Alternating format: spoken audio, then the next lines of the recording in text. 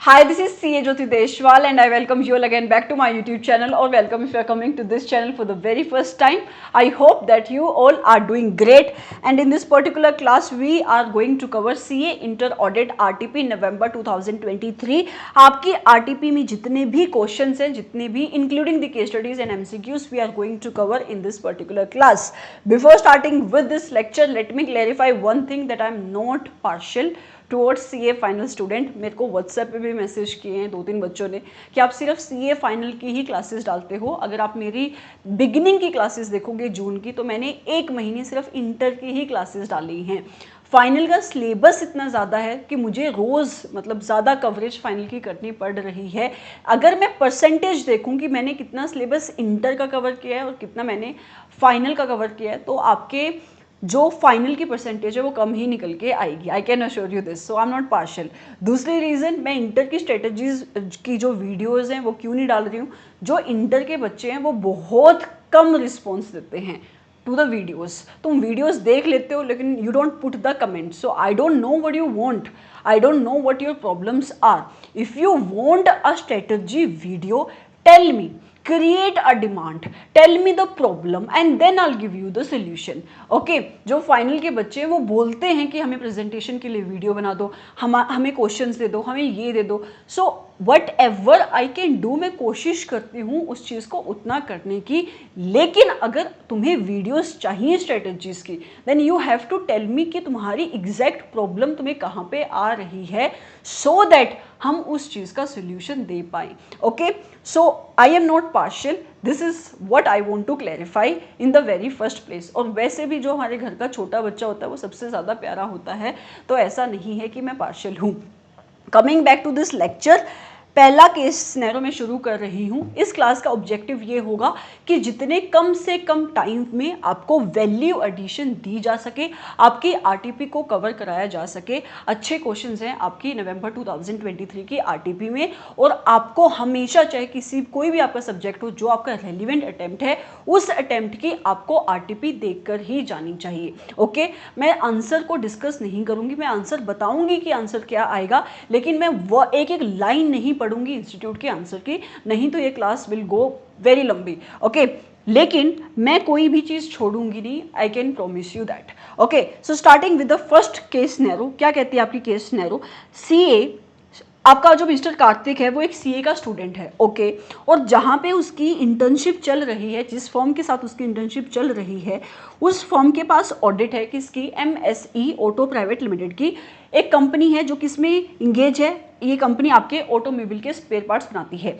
ये कंपनी कहाँ पे लोकेटेड है? पुणे के पास लोकेटेड है. कंपनी एक प्रॉफिट मेकिंग कंपनी है और जो ये आपकी प्रॉफिट मेकिंग कंपनी है और वो इतना अच्छा काम कर रही है कि जो आपके बैंक्स हैं उस एरिया में इस कंपनी के पीछे लगे हुए हैं कि लोन ले लो मुझसे.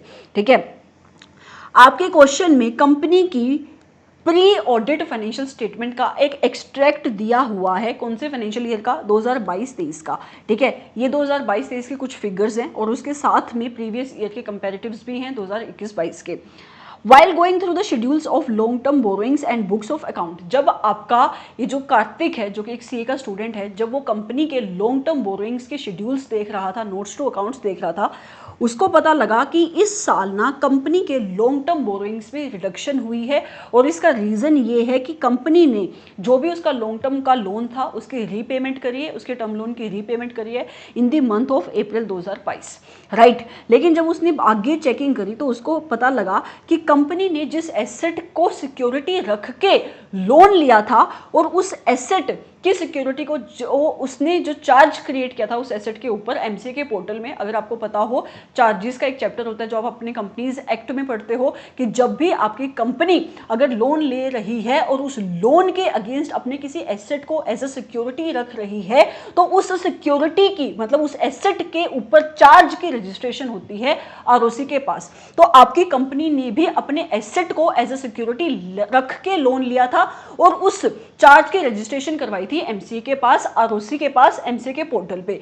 लेकिन अब आपकी कंपनी ने लोन रीपे कर दिया है लेकिन वो चार्ज अभी भी वहां पे है, मतलब अभी तक सेटिस्फेक्शन नहीं हुई है चार्ज की. ओके, फिर कहता है कि जब आपका ये जो सीए का आर्टिकल है जो कार्तिक है, जब आपकी कंपनी की बैलेंस शीट और इनकम स्टेटमेंट पढ़ रहा था, मतलब वो असर्शंस को पढ़ रहा था जो रिप्रेजेंटेशंस आपकी मैनेजमेंट ने दी है, वो सेटिस्फाइड नहीं है एक चीज़ से। किस चीज़ से? कि उसको इस चीज़ से सेटिस्फेक्शन नहीं कि जो नोमेनक्लेचर, मतलब जो नाम आपकी मैनेजमेंट यूज़ कर रही है असर्शन के लिए, उसको उन नाम से दिक्कत है। ओके, उसके साथ साथ जो आपकी इंगेजमेंट टीम है उसने कंपनी के स्टॉक की, इन्वेंट्री की फिजिकल वेरिफिकेशन भी करी है as per the requirement of SA number 501। Okay, question आगे कहता है इसके साथ साथ कंपनी के जो ट्रेड रिसीवेबल्स हैं उसमें इंक्रीज आया है। पिछले साल कितने थे? 25,000 के, और इस साल कितने हो गए? 60,000 के। 60,000 नहीं है ये, इन थाउजेंड्स फिगर है। और आपके सीए के इस आर्टिकल की अंडरस्टैंडिंग है, कार्तिक की अंडरस्टैंडिंग है कि जो 25,000 से 60,000 के ट्रेड रिसीवेबल्स हुए हैं वो क्यों हुए हैं? वो इस वजह से हुए हैं क्योंकि जो कंपनी के कस्टमर हैं वो अपने इस पैसे को पे करने में ज़्यादा टाइम लेते हैं। तो आप मुझे बताओ, क्या आपके इस कार्तिक की अंडरस्टैंडिंग सही है या गलत है? आपके ट्रेड रिसीवेबल, मतलब आपके जो कस्टमर है वो कितना टाइम ले रही हैं पेमेंट करने में, उससे आपके डेटर्स बढ़ गए, इससे कोई लेना देना नहीं है। तो ये कार्तिक की अंडरस्टैंडिंग यहाँ पे गलत है, तो Kartik is incorrect in this situation. आगे कहता है क्वेश्चन, आपके ऑडिटर को ये भी दिखाई दे रहा कि कंपनी के जो रेवेन्यू फ्रॉम ऑपरेशंस है उसमें बहुत ज़्यादा इंक्रीज आया है, और आपका ऑडिटर कंफर्ट लेना चाहता है कि ये रेवेन्यू फ्रॉम ऑपरेशंस में जो इंक्रीज आया है कहीं उसमें आपकी मैनेजमेंट ने कोई मैनिपुलेशन तो नहीं करी, अपनी सेल्स को ओवरस्टेट तो नहीं किया। तो ये आपकी टोटल केस स्टडी है।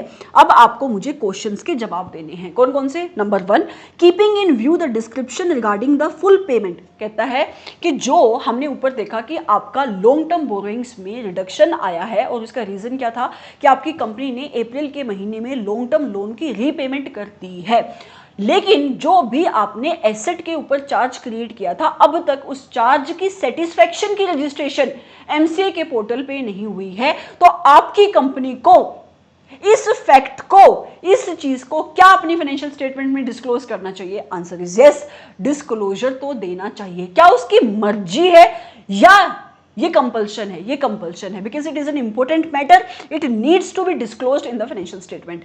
कैसे उसका डिस्क्लोजर देना चाहिए आपको ये बताना है, और आप एक एक ऑप्शन को पढ़ते जाओगे और आप बताते जाओगे कि क्या ये ऑप्शन सही है या गलत है। नंबर 1, इस फैक्ट को डिस्क्लोज करना चाहिए by your company's management in the financial statement. क्या ये उसकी डिस्क्रिएशन है? Answer is no, it is a requirement, not a discretion. So this is an incorrect answer. दूसरा, इस फैक्ट को आपको डिस्क्लोज करना चाहिए, यस करना चाहिए, अलोंग विद रीजंस। आपको बताना चाहिए कि हमने अगर अपने इस चार्ज की सेटिस्फेक्शन की रजिस्ट्रेशन नहीं करवाई है तो रीजन क्या था, आपको इसका डिस्क्लोजर देना चाहिए। क्या इसका डिस्क्लोजर आप स्टैंडर्ड्स ऑन ऑडिटिंग के अकॉर्डिंग दोगे? Answer is no. क्यों? क्योंकि स्टैंडर्ड्स ऑन ऑडिटिंग आपके ऑडिटर की रिस्पॉन्सिबिलिटी फिक्स करते हैं, मैनेजमेंट की नहीं। तो मैनेजमेंट इस बात का डिस्क्लोजर कैसे देगी? मैनेजमेंट इस बात का डिस्क्लोजर देगी as per the requirement of the financial reporting framework. जो भी फाइनेंशियल रिपोर्टिंग फ्रेमवर्क उसके ऊपर लगता है शेड्यूल 3 के अकॉर्डिंग देगी। अगर कोई एएस इंडेस इस बात को लेकर कुछ बोलता है उसके अकॉर्डिंग देगी, ना कि स्टैंडर्ड्स ऑन ऑडिटिंग के अकॉर्डिंग देगी। थर्ड ऑप्शन, इस फैक्ट को आपको डिस्क्लोज करना चाहिए, यस डिस्क्लोज करना चाहिए, it is required to be disclosed along with the reasons. और डिस्क्लोजर कैसे दोगे? एज पर शेड्यूल 3 की रिक्वायरमेंट। तो आपका आंसर क्या बनेगा? थर्ड बनेगा, मतलब आपके फर्स्ट का आंसर बनेगा C. Moving forward to next question, कहता है जो ये कंपनी के शॉर्ट टर्म बोरोइंग्स में जो इंक्रीज हुआ है, आपका ऑडिटर जब असर्शन चेक कर रहा था, शॉर्ट टर्म बोरोइंग्स के ऊपर जो कंफर्ट ले रहा था और जिन जिन असर्शंस को वो चेक कर रहा था, नीचे लिखी हुई कौन सी असर्शन रेलिवेंट नहीं है? क्वेश्चन ये बोल रहा है, आपको ये बताना है। तो सबसे पहले आप मुझे बताओगे शॉर्ट टर्म बोरोइंग क्या इनकम एक्सपेंस है या एसेट या लाइबिलिटी है? तो ये क्या होगी? लाइबिलिटी है। तो जब हम ऐसे नंबर 315 में वहां पे असर्शंस पढ़ते हैं तो आपके ऑडिटर को असर्शन कौन कौन सी चेक करनी पड़ती हैं बैलेंस शीट आइटम्स के रिलेशन में। एग्जिस्टेंस चेक करनी पड़ती है, यस, कि जो भी एसेट जो भी लायबिलिटी आपकी मैनेजमेंट दिखा रही है क्या एक्चुअल में वो एग्जिस्ट करते हैं। दूसरा, क्या अक्यूरेंस चेक करनी पड़ती है। अक्यूरेंस का मतलब होता है कि जो भी ट्रांजैक्शंस, चाहे वो इनकम नेचर की थी चाहे वो एक्सपेंस नेचर की थी, जो ड्यूरिंग द पीरियड इनकर हुई है, क्या आपकी मैनेजमेंट ने उनको अपनी बुक्स ऑफ अकाउंट में दिखाया। तो अक्यूरेंस आप प्रॉफिट एंड लॉस अकाउंट के आइटम्स के ऊपर जब आपका ऑडिटर असर्शंस चेक करता है वहां पे देखता है, ना कि बैलेंस शीट के ऊपर। तो ये एक रेलिवेंट असर्शन नहीं है for this short term borrowings. तीसरा, कंप्लीटनेस एंड चौथा, वैल्यूएशन,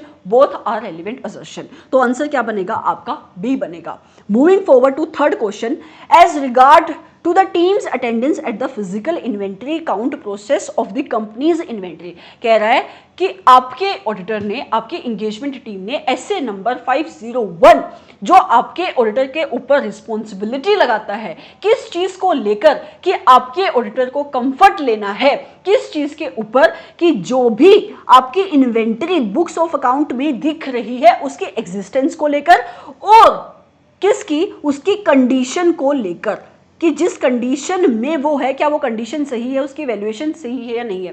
तो एग्जिस्टेंस और कंडीशन के ऊपर जब आपके ऑडिटर को कंफर्ट लेना पड़ता है, तो ऐसे नंबर 501 में जब आपका ऑडिटर जाके फिजिकल वेरिफिकेशन करता है, तो फिजिकल वेरिफिकेशन के टाइम पे इनमें से कौन सा ऑडिट प्रोसीजर अगेन रेलिवेंट नहीं है। नंबर 1, क्या वो इंस्पेक्शन करेगा, यस, वो इन्वेंटरी की इंस्पेक्शन करेगा, वो चेकिंग करेगा। दूसरा, क्या वो ये भी चेक करेगा कि आपकी मैनेजमेंट ने इन्वेंटरी की वैल्यूएशन, कौन सी असर्शन बोल रही हूं मैं, वैल्यूएशन के रिलेशन में कौन सा मेथड फॉलो किया है, क्या वो मेथड एप्रोप्रिएट है या नहीं। मैंने अभी क्या बोला, उसको किस असर्शन के ऊपर कंफर्ट लेने के लिए वो फिजिकल वेरिफिकेशन कर रहा है, एग्जिस्टेंस के ऊपर और कंडीशन के ऊपर। तो वैल्यूएशन के रिलेशन में उसका फिजिकल वेरिफिकेशन से क्या लेना देना। सो दिस इज इनकरेक्ट। फिर आगे कहते हैं, क्या मैनेजमेंट की जो इंस्ट्रक्शन है इन रिलेशन टू कि मैनेजमेंट अपनी फिजिकल वेरिफिकेशन के रिजल्ट को कैसे रिकॉर्ड करती है, is it are relevant audit procedures, again it is a relevant audit procedures. वो खुद से भी टेस्ट काउंट परफॉर्म कर सकता है, it is a relevant audit procedures. Irrelevant क्या है यहाँ पे, वैल्यूएशन ऑफ इन्वेंटरी। तो आपका आंसर क्या बनेगा, बी बनेगा।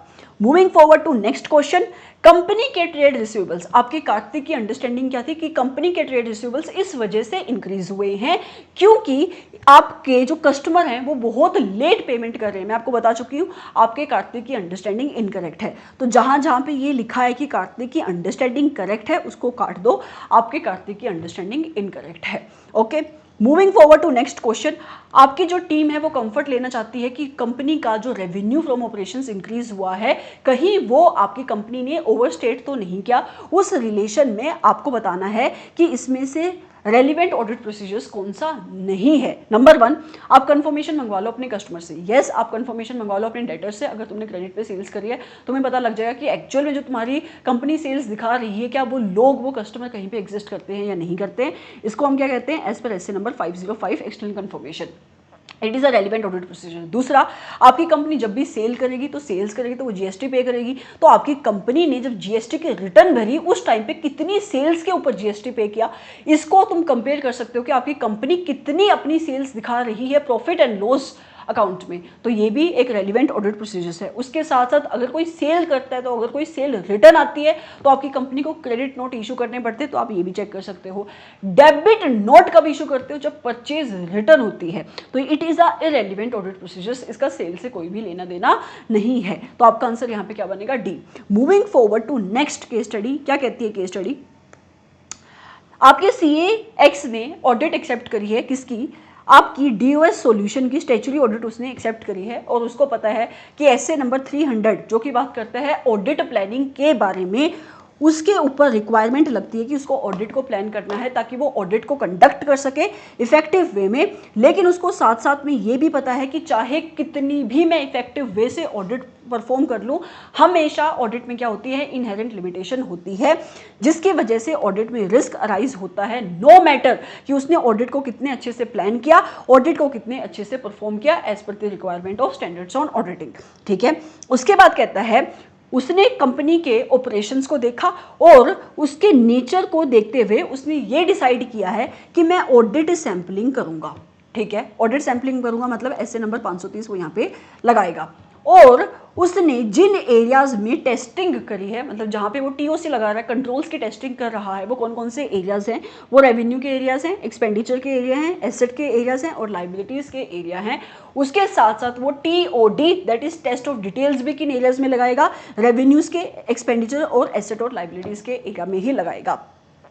जब वो परचेज ऑर्डर जो आपकी कंपनी प्लेस कर रही है, जब भी आपकी कंपनी सामान मंगवाती है तो सबसे पहले पीओ बनवाती है, परचेज ऑर्डर। तो जो भी कंपनी परचेज ऑर्डर प्लेस कर रही है उसके ऊपर लगे हुए कंट्रोल्स की टेस्टिंग जब आपका ऑडिटर कर रहा था, मिस्टर एक्स कर रहा था, तो उसने गलती से एक गलत कंक्लूजन ले ली, एक एरनस कंक्लूजन ले ली। क्या उसने ये कंक्लूड किया on the basis of the test of controls जो उसने परफॉर्म करे हैं, और वो टेस्ट ऑफ कंट्रोल सैम्पलिंग के बेसिस पे उसने परफॉर्म करे हैं कि जो कंट्रोल्स आपकी कंपनी ने परचेज ऑर्डर के ऊपर लगाए हैं वो कंट्रोल्स इफेक्टिव नहीं है। ये एरनस कंक्लूजन है, इसका मतलब एक्चुअल में वो कंट्रोल्स इफेक्टिव थे। यही बात यहां पे लिखी है। उसके साथ साथ जब आपका ऑडिटर टेस्टिंग कर रहा था कंट्रोल्स की, किसके ऊपर, वेज पेमेंट के ऊपर, एक्सपेंस के ऊपर, तो उसने 20 सैंपल उठाए हैं वेज शीट के, जिसमें से एक वेज शीट पे उसको क्या मिली है, एक गलती मिली है कि वहां पे प्रॉपर साइनिंग नहीं थी। ओके, और उसने अपना रेट ऑफ डेविएशन अर्लियर कितना सेट किया था, 3% का सेट किया था। ओके, उसके साथ साथ जब वो ट्रेड रिसीवेबल्स के ऊपर ऑडिट प्रोसीजर्स को डिजाइन कर रहा था तो उसने क्या किया, ट्रेड रिसीवेबल्स की सारी पॉपुलेशंस को ग्रुप्स में बांट दिया। कैसे कि 10 लाख से ज्यादा की पॉपुलेशन, 10 लाख से ज्यादा के ट्रेड रिसीवेबल्स एक ग्रुप में, 7.5 लाख से ऊपर बट 10 लाख तक के ट्रेड रिसीवेबल्स एक ग्रुप में, एंड सो ऑन, राइट। और उसने क्या किया, हर एक इस ग्रुप के अगेंस्ट एक परसेंटेज फिक्स कर दी। फॉर एग्जांपल कि जितने भी 10 लाख से ज्यादा के ट्रेड रिसीवेबल्स हैं वहां पे मैं 100% चेकिंग करूंगा। 7.5 लाख दैट इज 7,50,000 से ज्यादा बट अप टू 10 लाख पे मैं 75% चेकिंग करूंगा, एंड सो ऑन, राइट। तो आप मुझे बताओ ये किस टाइप की सैंपलिंग है। It is a stratified sampling. इसका मतलब क्या होता है कि जब आप अपनी सारी की सारी पॉपुलेशन को ग्रुप्स में बांट देते हो और हर एक ग्रुप को बोलते हो स्ट्रैटा, तो ये क्या बोलते हैं, स्ट्रैटिफाइड सैंपलिंग। ओके, आगे क्या कहता है क्वेश्चन, उसने देखा कि कंपनी के जो ट्रेड पेबल्स है, कुछ ट्रेड पेबल्स बहुत टाइम से आउटस्टैंडिंग है। उसने डिसाइड किया मैं सिर्फ क्या करूंगा, इन ट्रेड पेबल्स की अर्थमेटिकल एक्यूरेसी चेक करूंगा। ओके, किसकी, of the ageing schedule, and उसकी रिकंसिलेशन करूंगा मैं बुक्स ऑफ अकाउंट के साथ, मतलब उनके रिस्पेक्टिव लेजर के साथ। ओके, उसने आगे ये भी बोला, यही मैंने आपको बोला है कि किस टाइप का आपके नेचर ऑफ ऑडिट प्रोसीजर्स क्या है, फाइनेंशियल रिपोर्टिंग किस टाइप की, ये सारी क्या होती है आपकी इनहेरेंट लिमिटेशंस ऑफ ऑडिट होती है, जिसको आप कहाँ भी पढ़ते हो, ऐसे नंबर 200 में पढ़ते हो। अब आपको मुझे सवालों के जवाब देने हैं। ओके, पहला क्वेश्चन क्या है, पहला क्वेश्चन कहता है द ऑडिटर हैज एरनसली कंक्लूडेड, आपके ऑडिटर ने गलती से क्या कंक्लूड किया कि परचेज ऑर्डर के ऊपर लगे हुए कंट्रोल्स इफेक्टिव नहीं है, बट एक्चुअल में वो इफेक्टिव थे। इस वजह से नीचे दी हुई सेंटेंस में से कौन सी सेंटेंस सही है।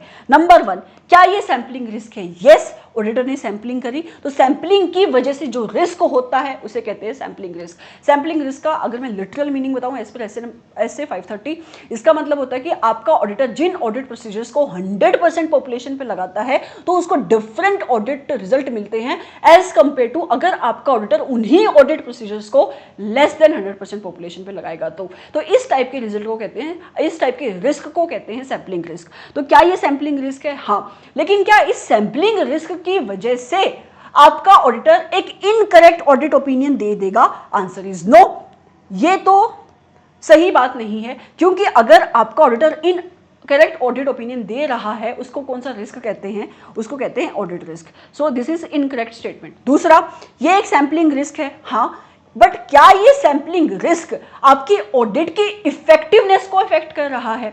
ऑडिट की इफेक्टिवनेस का मतलब होता है कि आपके ऑडिट का जो अल्टीमेट ऑब्जेक्टिव है that is to give the opinion, that is to give the true and fair opinion, that is to give the reasonable assurance, sorry.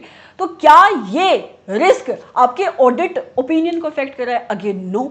तो ये ऑडिट की इफेक्टिवनेस को भी इफेक्ट नहीं कर रहा है। क्या ये रिस्क सैम्पलिंग रिस्क है? हाँ। क्या ये आपकी ऑडिट की एफिशिएंसी को इफेक्ट कर रहा है? यस। ऑडिट की एफिशिएंसी है कि आप कितने टाइम में ऑडिट को खत्म करोगे, आप कितने रिसोर्सेज वहां पे लगाओगे, तो इससे ऑडिट की एफिशिएंसी इफेक्ट हो रही है। कैसे? अगर आपने ये कंक्लूड किया है कि किसी पर्टिकुलर एरिया में कंट्रोल्स इफेक्टिव नहीं है जबकि एक्चुअल में वो इफेक्टिव थे, तो उस एरिया पे क्या आप एक्सटेंसिव ऑडिट प्रोसीजर्स परफॉर्म करोगे जहां पे कंट्रोल्स इफेक्टिव नहीं है? Answer is yes. तो इस वजह से आपकी एफिशिएंसी इफेक्ट होगी। तो ये सैम्पलिंग रिस्क है जिससे ऑडिट की एफिशिएंसी इफेक्ट होती है। आप इसको काट सकते हो डी को।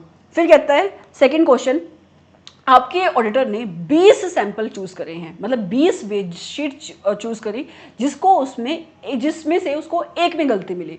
तो ये रेट कैसा रेट है? ये रेट है उसका एक्चुअल रेट ऑफ डेविएशन। और जब आपके ऑडिटर को, क्योंकि उसको एक में गलती मिली, 20 में से उसको एक में गलती मिली, और जब आपका ऑडिटर इस एक गलती की प्रोजेक्शन करेगा पूरी की पूरी फाइनेंशियल स्टेटमेंट्स पे, तो उसको कहते हैं कि उसको टोटल मिसस्टेटमेंट कितनी मिलेंगी। तो इस रेट को क्या कहते हैं? Actual rate of deviation. ना कि मिसस्टेटमेंट, टॉलरेबल मिसस्टेटमेंट ये होती ही नहीं है, और ना ये टॉलरेबल रेट ऑफ डेविएशन है। टॉलरेबल मिसस्टेटमेंट क्या होती है कि यहां तक आपका ऑडिटर टॉलरेट कर जाएगा।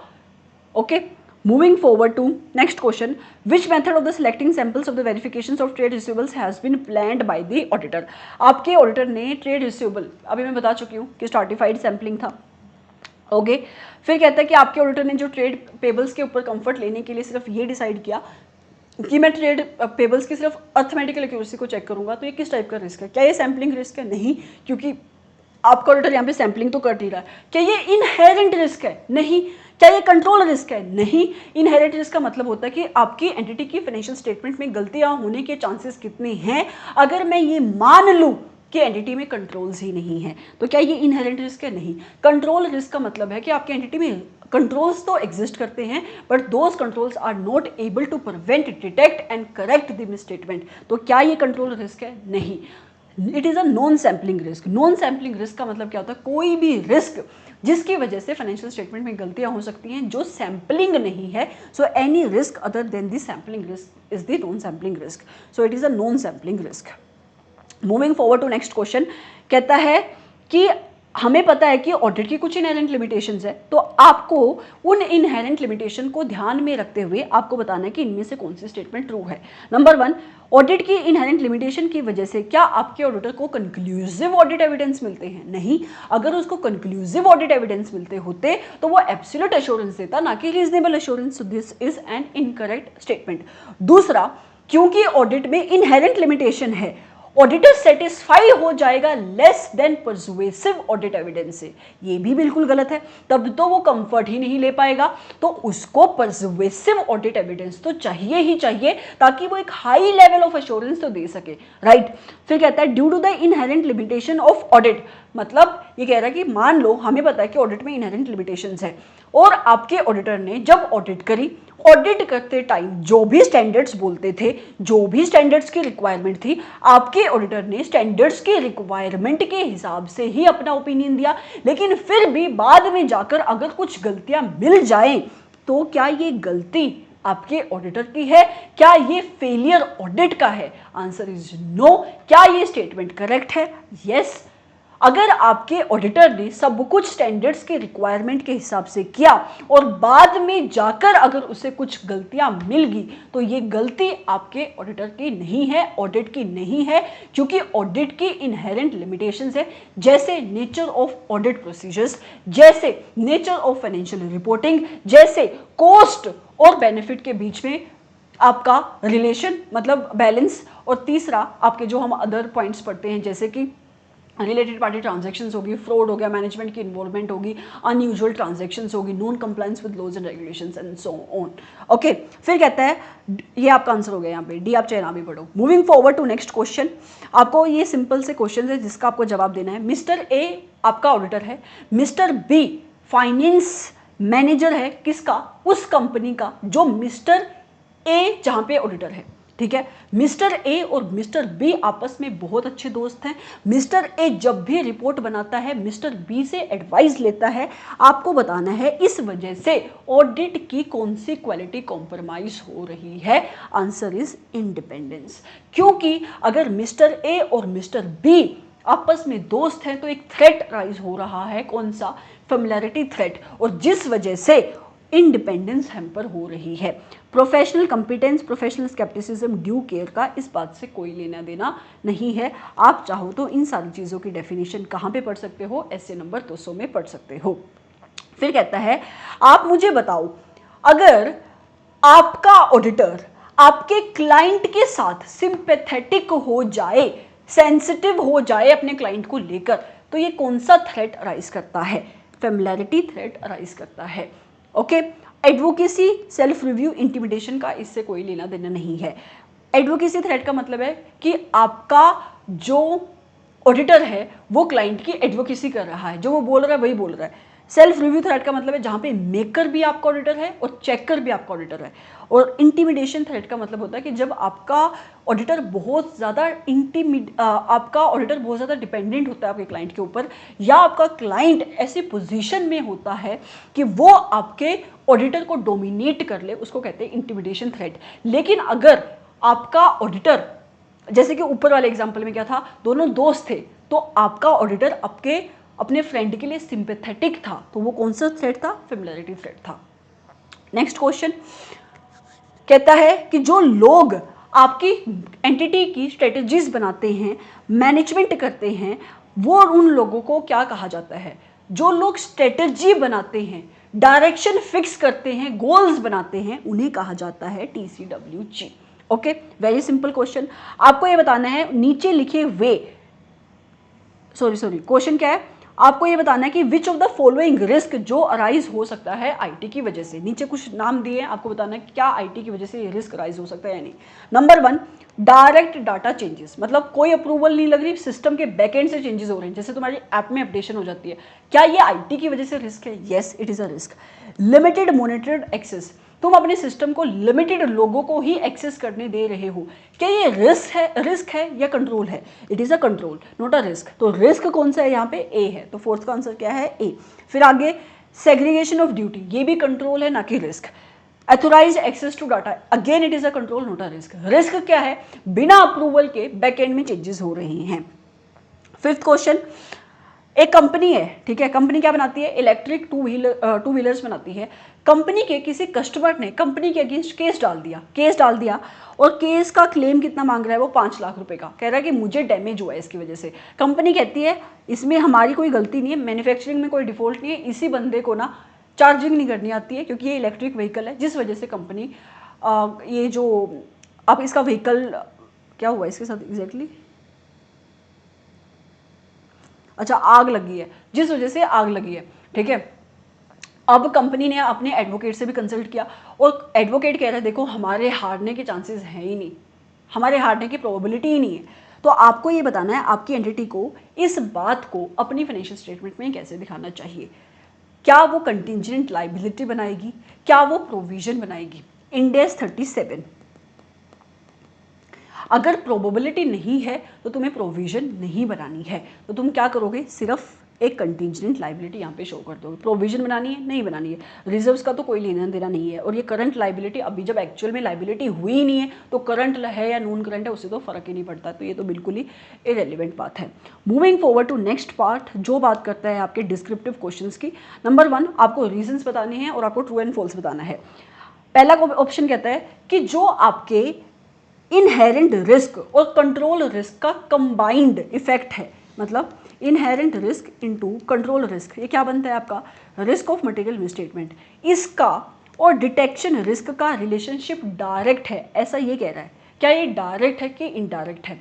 It is indirect relationship. Reason being, अगर आपका risk of material misstatement high है तो आपका डिटेक्शन रिस्क कम होना चाहिए to reduce the overall risk to an acceptable low level. So it is an incorrect statement. Second, आपके ऑडिटर के ओपिनियन में रीजनेबल अश्योरेंस एक एब्सोल्यूट लेवल ऑफ अश्योरेंस है। आप मुझे बताओ रीजनेबल अश्योरेंस क्या एक एब्सोल्यूट लेवल ऑफ अश्योरेंस है? Again incorrect. रीजनेबल अश्योरेंस एक हाई लेवल ऑफ अश्योरेंस है, ना कि एब्सोल्यूट लेवल ऑफ अश्योरेंस। जो गुडविल तुमने खुद से कमाई, इंटरनली जनरेट करी, क्या तुम उसको अपनी बुक्स ऑफ अकाउंट्स में दिखा सकते हो? 11th क्लास से तुम यही चीज़ पढ़ते आ रहे हो कि जो गुडविल तुमने खुद से कमाई उसको तुम अपनी बुक्स ऑफ अकाउंट पे नहीं दिखा सकते। ऐसा कौन बोलता है? ऐसा बोलता है AS 26, तो नहीं दिखा सकते, तो ये भी इनकरेक्ट है। फिर कहता है सैंपल साइज एक वैलिड क्राइटेरिया नहीं है इस चीज़ को डिस्टिंग्विश करने का, डिफ्रेंशिएट करने का कि क्या आपके ऑडिटर को स्टैटिस्टिकल अप्रोच फॉलो करना चाहिए या नॉन स्टैटिस्टिकल अप्रोच फॉलो करना चाहिए। क्या ये स्टेटमेंट करेक्ट है? यस, ये स्टेटमेंट करेक्ट है। Reason being statistical approach follow करना है, नॉन स्टैटिस्टिकल अप्रोच फॉलो करना है, it is a matter of auditor's professional judgement. Okay, फिर कहता है आपका ऑडिटर जब अपनी ऑडिट रिपोर्ट बनाता है उस टाइम पे EOM पैरा डालना क्या उसके ऑडिट ओपिनियन को अफेक्ट करेगा? भाई EOM पैरा ऐसे नंबर 706 कब डलता है? जब आपका ऑडिटर उन बातों को, कौन सी बातें, जो आपके मैनेजमेंट ने अपनी फाइनेंशियल स्टेटमेंट में जिनका अप्रोप्रिएट डिस्क्लोजर दिया है उनके ऊपर फोकस डलवाना चाहता है, एम्फेसिस डलवाना चाहता है, तब वो EOM पैरा डालता है। उसका ऑडिट ओपिनियन से क्या लेना देना? तो it is an incorrect statement. आगे, एक perceived opportunity to commit a fraud exist कर सकती है अगर आपके इंडिविजुअल, मतलब अगर आपके एम्प्लॉयज को पता है कि हम इंटरनल कंट्रोल को ओवरराइड कर सकते हैं। ये तो कॉमन सेंस की बात है। अगर किसी को भी पता है कि अब वो इंटरनल कंट्रोल्स को ओवरराइड कर सकते हैं तो क्या वहाँ पे फ्रॉड हो सकता है? हाँ, बिल्कुल हो सकता है, तो इट इज़ करेक्ट। फिर कहता है कंट्रोल इन्वायरमेंट आपकी प्रिवेंट करती है, डिटेक्ट करती है, करेक्ट करती है मटेरियल मिसस्टेटमेंट नहीं, बट कंट्रोल इन्वायरमेंट इन्फ्लुएंस जरूर करती है आपके ऑडिटर के रिस्पॉन्सेज को। ठीक है, तो वो आपको इन्फ्लुएंस कर सकती है लेकिन वो खुद से प्रिवेंट, डिटेक्ट या करेक्ट नहीं करती है मिसस्टेटमेंट्स को। ओके, फिर कहता है an unexplained decrease in GP ratio में result due to fictitious sales. Question कह रहा है कि suddenly gross profit ratio decrease हो गई है। सबसे पहले तो ये बताओ ग्रोस प्रॉफिट रेशो होती क्या है? ग्रोस प्रॉफिट रेशो होती क्या है? Gross profit upon sales into 100, right. Gross profit कैसे निकाल लोगे? सेल्स माइनस डायरेक्ट एक्सपेंसेस कह सकते हैं, अपॉन में सेल्स इनटू 100। तो अगर ग्रोस प्रॉफिट रेशो तुम्हारी डिक्रीज हो रही है तो क्या तुम्हारी सेल्स बढ़ी होंगी या कम हुई होंगी? सेल्स तो कम हुई होंगी। मतलब अगर मैंने फिक्टिशियस सेल्स बुक करी है उस वजह से तो मेरी GP रेशो बढ़नी चाहिए ना। अगर मैं कह रही हूँ पहले यहाँ 100 था, अब मैंने फिक्टिशियस करके इसको 110 कर दिया, तो इसकी वजह से क्योंकि न्यूमरेटर बढ़ रहा है तो उस वजह से तो मेरा GP रेशो इंक्रीज होनी चाहिए ना कि घटनी चाहिए। So it is an incorrect statement. Okay, let's move forward to your descriptive portion का चैप्टर नंबर 1 का पहला क्वेश्चन क्या कहता है? An auditor who before the completion of engagement is requested to change the engagement to 1। अच्छा, वो कह रहा है ऑडिट एंगेजमेंट उसको मिली है, एंगेजमेंट अभी खत्म नहीं हुई और उसको उसकी मैनेजमेंट कह रही है कि एंगेजमेंट टर्म तुम चेंज कर लो, और वो टर्म चेंज करने की वजह से आपके ऑडिटर को लगता है कि जो उसकी लेवल ऑफ एश्योरेंस है वो कम हो जाएगी। आपको ये बताना है आपके ऑडिटर को इस सिचुएशन में क्या करना चाहिए। ऐसे नंबर लगेगा यहाँ पे 210। ठीक है, और आपका ऑडिटर सबसे पहले तो ना मैनेजमेंट को बोलेगा कि मैनेजमेंट मुझे रीज़न बताओ कि why are you wanting me to change this term of audit engagement. ठीक है, अगर जो जस्टिफिकेशन आपकी मैनेजमेंट देती है, अगर आपके ऑडिटर को लगती है वो जस्टिफिकेशन रीजनेबल तो वो एक्सेप्ट कर लेगा। ठीक है, लेकिन अगर आपके ऑडिटर को वो जस्टिफिकेशन रीजनेबल नहीं लगती है तो वो एक्सेप्टेंस नहीं देगा और वो कोशिश करेगा, अगर उसने टर्म को एक्सेप्ट कर लिया कि जो आपके ओरिजिनल टर्म्स थे वो आपके इंगेजमेंट लेटर में शो ना हो और जो भी उसने ऑडिट प्रोसीजर्स पुराने टर्म्स के अकॉर्डिंग करे थे वो वहाँ पे उसकी ऑडिट रिपोर्ट का हिस्सा ना बने। राइट, अगर मैं इंस्टीट्यूट का यहाँ पे आंसर आके देखूँ तो इंस्टीट्यूट ने क्या बोला है? इंस्टीट्यूट ने कोई स्टैंडर्ड नहीं मेंशन किया, पर ये ऐसे नंबर 210 में आता है कि क्या अगर आपकी मैनेजमेंट चाहती है कि तुम अपनी इंगेजमेंट के टर्म्स में चेंज कर दो, क्या उसको चेंज करना चाहिए? तो वो चेंज करने से पहले उसे क्या बोलेगा मैनेजमेंट से कि तुम मुझे एक जस्टिफिकेशन दो। तो अगर जो जस्टिफिकेशन, जो कारण आपकी मैनेजमेंट बता रही है टर्म्स को चेंज करने के लिए, उसको रीजनेबल लगता है तो वो चेंज को एक्सेप्ट कर लेगा। लेकिन उसको अपनी कन्फ्यूजन को अवॉइड करने के लिए इंश्योर करना है कि जो ओरिजिनल एंगेजमेंट थी, जो ओरिजिनल टर्म्स थे, उसमें वो उनको इंक्लूड ना करे। जो भी ऑडिट प्रोसीजर्स उसने पुरानी एंगेजमेंट के अकॉर्डिंग परफॉर्म करे थे उसको अपनी ऑडिट रिपोर्ट का हिस्सा ना बनाए। ठीक है, और आपके ऑडिटर को चेंज को एक्सेप्ट नहीं नहीं करना चाहिए। अगर उसको लगता है कि जो भी एक्सप्लेनेशन आपकी मैनेजमेंट दे रही है वो रीज़नेबल नहीं है तो उसको चेंज को एक्सेप्ट नहीं करना चाहिए। और उसके साथ साथ अगर आपकी मैनेजमेंट फिर भी नहीं मानती है तो आपका ऑडिटर कंसिडर करेगा कि क्या उसको विड्रॉ कर लेना चाहिए फ्रॉम द ऑडिट एंगेजमेंट। क्योंकि देखो, अगर आपकी मैनेजमेंट जिन टर्म्स को चेंज करने के लिए बोल रही है और आपका ऑडिटर उनको मान नहीं रहा है और मैनेजमेंट कह रही है कि मैं कंटिन्यू नहीं करूंगी ओरिजिनल टर्म्स के साथ, तो उस केस में मैनेजमेंट और ऑडिटर के बीच में एक डेडलॉक आ जाता है। तो जिस वजह से आपका ऑडिटर ऑडिट ही नहीं कर पाएगा। तो क्या आपके ऑडिटर अगर ऑडिट नहीं कर पाएगा तो उसको विड्रॉ कर लेना चाहिए ऑडिट एंगेजमेंट से।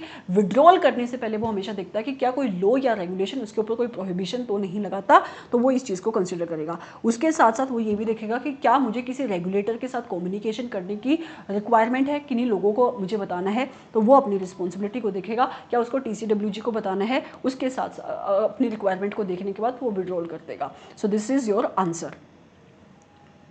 एक सेकेंड यार,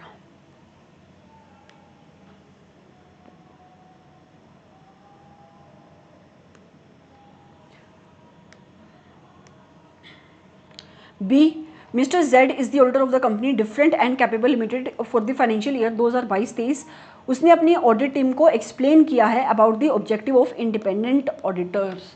ऐसे नंबर 200 के हिसाब से आप मुझे अपने ऑब्जेक्टिव बताओ। ये चीज़ तो आपको बाय हार्ट याद होनी चाहिए। एक, उसको एक रीजनेबल एश्योरेंस ऑब्टेन करनी है that the financial statement as a whole are free from material misstatement, जो एरर से होती हैं और जो फ्रॉड से होती हैं। दूसरा ऑब्जेक्टिव, जब तुम ये एश्योरेंस ले लोगे उसकी कम्युनिकेशन कर देनी है as per the requirement of standards, right.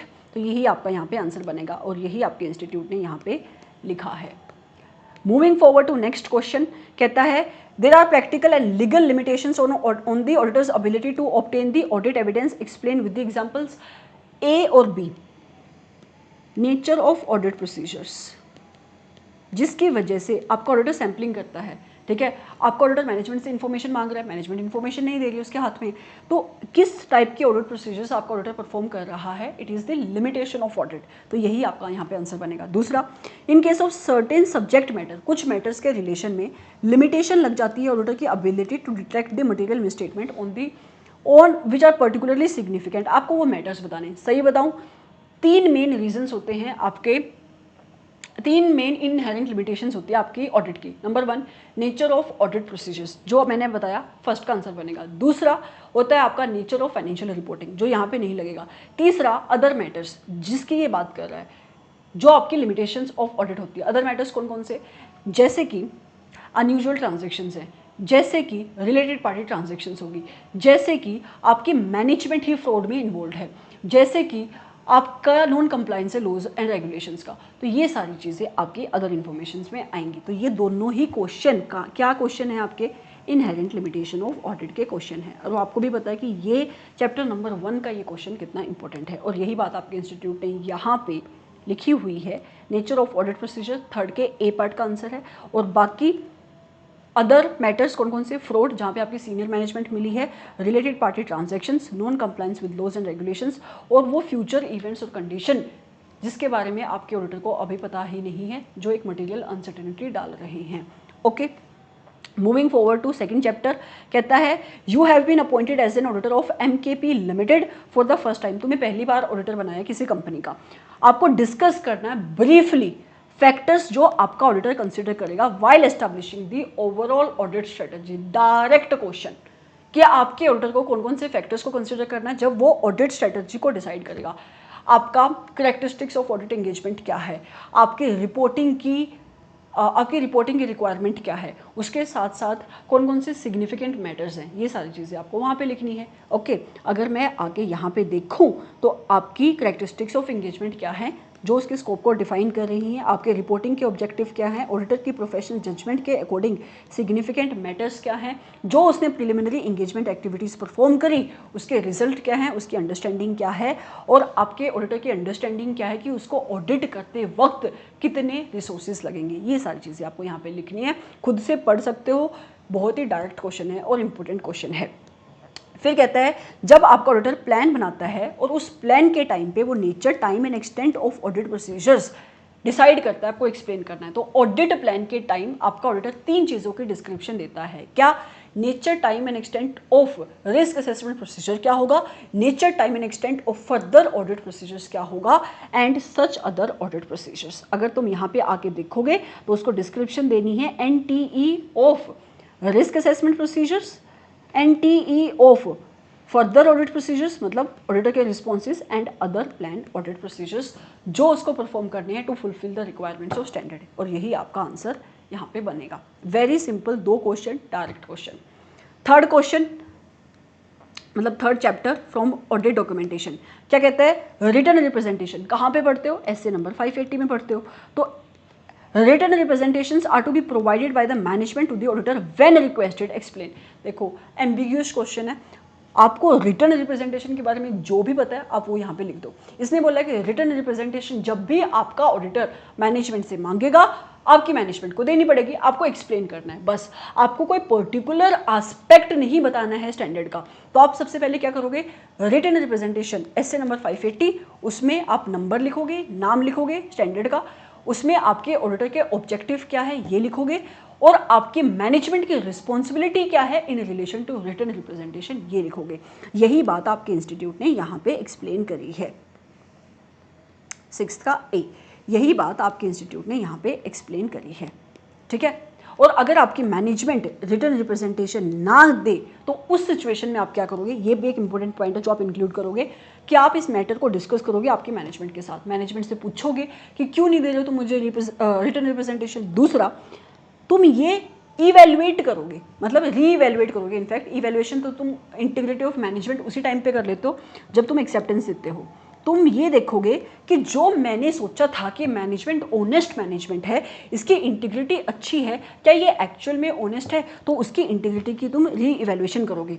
उसके बाद तुम अप्रोप्रिएट एक्शंस लोगे, अप्रोप्रिएट स्टेप लोगे, इंक्लूडिंग अगर तुम्हें लगता है कि मैनेजमेंट के रिटर्न रिप्रेजेंटेशन ना देने की वजह से तुम्हारे ओपिनियन के ऊपर कोई इफेक्ट आता है तो तुम उस चीज़ को भी यहाँ पे कंसिडर करोगे, ठीक है। Moving forward to next question, audit documentation refer to the record of 3 items. कौन कौन से आइटम्स तुम अपनी ऑडिट डॉक्यूमेंटेशन मतलब ऐसे नंबर 230, यहाँ पे कौन कौन से तुम आइटम्स दिखाते हो। नंबर 1, जो तुम्हारे ऑडिटर ने ऑडिट प्रोसीजर्स परफॉर्म करे। नंबर 2, जो तुम्हारे ऑडिटर को ऑडिट एविडेंसेस मिले। नंबर 3, जो तुम्हारे ऑडिटर की कंक्लूजन्स है। ये सारी चीज़ें उसके साथ साथ तुम्हें एक्सप्लेन करना है clearly the objective and nature of audit documentation, कि किस टाइप के आपके ऑडिट डॉक्यूमेंटेशन होते हैं। तो अगर मैं यहाँ पे आपको दिखाऊं तो यही बात यहाँ पे लिखी है कि आपके ऑडिटर ने कौन कौन से ऑडिट एविडेंसेस, सबसे पहले ये रिकॉर्ड है कि उसने कौन कौन से ऑडिट प्रोसीजर्स परफॉर्म करे, कौन से ऑडिट एविडेंसेस उसने ऑब्टेन करे और किन कंक्लूजन पे वो पहुंचा। उसके बाद उसका ऑब्जेक्टिव क्या है। देखो ऑब्जेक्टिव ऑडिटर का ऑडिट डॉक्यूमेंटेशन बनाने का क्या है कि उसके पास एक रिकॉर्ड हो कि जिस बेसिस पे मैंने अपना ओपिनियन दिया, जिस बेसिस पे मैंने अपनी रिपोर्ट बनाई, उन रिपोर्ट का कोई बेस है, कोई रिकॉर्ड है जिसको वो कहाँ पे रखता है, अपनी ऑडिट डॉक्यूमेंटेशन में रखता है। उसके साथ साथ वो उसके पास एक रिकॉर्ड हो कि मैंने अपनी ऑडिट को प्रॉपरली प्लान किया, प्रॉपर मैंने ऑडिट प्रोसीजर्स की परफॉर्म करी, और वो जो भी स्टैंडर्ड मेरे ऊपर रिक्वायरमेंट लगाते थे मैंने उन स्टैंडर्ड के अकॉर्डिंग अपनी ऑडिट को परफॉर्म किया। जो भी लॉ रेगुलेशन मेरे ऊपर लगता था मैंने उसके अकॉर्डिंग अपनी ऑडिट को परफॉर्म किया। तो एक तो रिकॉर्ड मेंटेन करना हो गया, दूसरा इस बात की रिकॉर्ड को मेंटेन करना कि मैंने ऑडिट को स्टैंडर्ड और लॉ के हिसाब से किया है। इसका एविडेंस मेंटेन करने में आपकी ऑडिट डॉक्यूमेंटेशन हेल्प करते हैं। Nature of audit documentation, again यही बातें आपको दोबारा से लिखनी है कि आपका ऑडिटर के जो ऑडिट एविडेंस होते हैं वो एक कंक्लूजन जो आपका ऑडिटर अपनी रिपोर्ट में देते हैं उसके लिए बेस प्रोवाइड करता है। दूसरा, एक बेस प्रोवाइड करता है कि जो भी ऑडिट प्रोसीजर्स आपके ऑडिटर ने परफॉर्म करे हैं वो किसके अकॉर्डिंग है, स्टैंडर्ड्स के अकॉर्डिंग है, राइट। बहुत ही सिंपल सा क्वेश्चन, अगर ऐसा क्वेश्चन आ जाए एग्जाम में you should be very thankful. आगे क्वेश्चन नंबर 7 क्या कहता है, ऑडिटर असेंबल करेगा ऑडिट डॉक्यूमेंटेशन। असेंबली का क्वेश्चन है। जैसे ही ऑडिट रिपोर्ट आपकी देता है आपका ऑडिटर, उसके कितने दिन के अंदर उसको अपनी फाइल बना लेनी है, 60 डेज के अंदर उसको अपनी फाइल बना लेनी है। ऐसा कौन कहता है, SQC 1 कहता है, ठीक है। और जब तुम एक बार फाइल बना लेते हो उसके बाद तुम कोई चेंजेस भी नहीं कर सकते। तो आपको एक्सप्लेन करना है पूरी की पूरी जो भी ऑडिट असेंबली का आपका इन्फॉर्मेशन ऐसे नंबर 230 में उसको। तो अगर मैं यहाँ पे आके देखूँ, यही लिखा है SQC 1 बात करता है आपकी असेंबलिंग की, ठीक है, अप्रोप्रिएट टाइम क्या है, जब भी ऑडिटर की रिपोर्ट खत्म हो जाए उसके 60 दिन के अंदर अंदर आपको अपनी फाइल बना लेनी है। एक बार फाइल बन गई तो कोई चेंजेस नहीं कर सकते, लेकिन फिर भी कुछ चेंजेस है जो तुम कर सकते हो, जैसे कि किसी डॉक्यूमेंट को तुमने सुपरसीड किया था, मतलब पहले कोई और ऑडिट डॉक्यूमेंटेशन थी, फिर उसकी जगह कोई और ऑडिट डॉक्यूमेंटेशन लगा दी, तो उस डॉक्यूमेंट को डिलीट कर सकते हो, डिस्कार्ड कर सकते हो। सॉर्टिंग, कोलेटिंग, ये सारी चीज़ें are allowed to be done, ठीक है। और जो भी ऑडिट फाइल तुम बनाते हो उसको तुम्हें कितने टाइम पीरियड के लिए मिनिमम रिटेन करना है, 7 ईयर्स। लेकिन अगर कोई लॉ या रेगुलेशन एक लॉन्गर पीरियड की रिक्वायरमेंट लगाता है तो आपको लॉन्गर पीरियड के लिए उसको रिटेन करना है। आगे कहता है question, T limited has used the service of an expert for the purpose of physical verification. मतलब टी लिमिटेड ने, कंपनी ने किसी एक्सपर्ट को यूज़ किया, मतलब ये एक्सपर्ट कौन सा हो गया, एसए नंबर 500 का मैनेजमेंट का एक्सपर्ट हो गया, ठीक है। और इसकी उसने जब हेल्प ली है, उसने वैल्यूएशन करी है अपनी इन्वेंट्री की 75 करोड़ रुपए की। आपको क्या बताना है, क्वेश्चन क्या कह रहा है कि आपको डिस्कस करनी है ब्रॉड पैरामीटर्स बतानी है कि आपका ऑडिटर किन किन फैक्टर्स को कंसिडर करेगा जब वो यूज करेगा जो काम आपकी मैनेजमेंट के एक्सपर्ट ने किया है। तो सीधा सीधा एसए नंबर 500 का ये क्वेश्चन है। अगर आपकी मैनेजमेंट ने अपनी फाइनेंशियल स्टेटमेंट बनाते टाइम मैनेजमेंट एक्सपर्ट को यूज किया है और आपका ऑडिटर मैनेजमेंट एक्सपर्ट के किए हुए काम को यूज करना चाहता है किसी एक पर्टिकुलर एरिया के ऊपर कंफर्ट लेने के लिए, तो सबसे पहले वो ये देखेगा क्या मैनेजमेंट एक्सपर्ट के पास कंपिटेंस है, कैपेबिलिटी है, उसकी ऑब्जेक्टिविटी कैसी है। दूसरा, जो काम मेरे मैनेजमेंट एक्सपर्ट ने किया क्या वो रेलिवेंट है, क्या वो काम उसकी ऑडिट के लिए अप्रोप्रिएट है या अप्रोप्रिएट नहीं है। अगर तुम यहाँ पे आके पढ़ोगे, सबसे पहले S A number 500 audit evidence, name, standard का नंबर, स्टैंडर्ड का नाम, ऑडिटर का ऑब्जेक्टिव, उसके बाद इस सिनेरियो में क्या बात हो रही है वो, और यहाँ पे मैं गलत पढ़ रही हूँ, हाँ मैं गलत पढ़ रही हूँ, ये रहा, ठीक है, बी। तो क्या क्या चीज़ों को आपको कंसिडर करना है, यहाँ पे नहीं लिखा लेकिन आप लिख सकते हो एसए नंबर 500 का नंबर, नाम, ऑडिटर का ऑब्जेक्टिव, और इस सिनेरियो में आके आप फिर बताओगे कि किन किन चीज़ों को आपका ऑडिटर कंसिडर करेगा। CCO, कंपिटेंस, कैपेबिलिटी, ऑब्जेक्टिविटी, उसके काम की अंडरस्टैंडिंग को ऑब्टेन करेगा और वो ये देखेगा कि जो एक्सपर्ट का काम है उसकी ऑडिट के लिए अप्रोप्रिएट है या नहीं। Moving forward to next question, again 500 से क्वेश्चन है। ऑडिट एविडेंस एक्सप्लेन करते हैं कि क्या होता है ऑडिट एविडेंस, ठीक है। Combination of test of accounting records, देखो अकाउंटिंग रिकॉर्ड्स में कौन कौन सी चीज़ें आती हैं आपको ये बताना है, और अदर इन्फॉर्मेशन में कौन कौन सी चीज़ें आती हैं आपको ये बताना है। उसके साथ साथ आपको ऑडिट एविडेंस के मतलब को डिटेल में बताना है। सिंपल एसए नंबर 500 का क्वेश्चन है। पहले नंबर लिखो, स्टैंडर्ड का नाम लिखो, ऑडिटर के ऑब्जेक्टिव लिखो, मीनिंग को डिफाइन करो, ऑडिट एविडेंस को, sufficient and appropriate audit evidences को डिफाइन करो, ऑडिटर की रिस्पॉन्सिबिलिटी क्या है ऑडिट एविडेंस को लेकर वो डिफाइन करो, और उसके बाद अकाउंटिंग रिकॉर्ड्स में कौन कौन सी चीज़ें आती हैं और अदर इंफॉर्मेशन में कौन कौन सी चीज़ें आती है उसको यहाँ पे इंक्लूड करो। डायरेक्ट क्वेश्चन है, okay. Moving forward to next question, obtaining an understanding of the entity and its environment establish a framework of reference within which the auditor plans the audit and exercise the professional judgment throughout the audit. Explain by giving the examples. Question क्या कहता है कि आपका auditor जब entity की understanding obtain करता है, उसके एनवायरनमेंट को समझता है, उस टाइम पे जब वो प्लानिंग करेगा तो वो अपने प्रोफेशनल जजमेंट को एक्सरसाइज करेगा।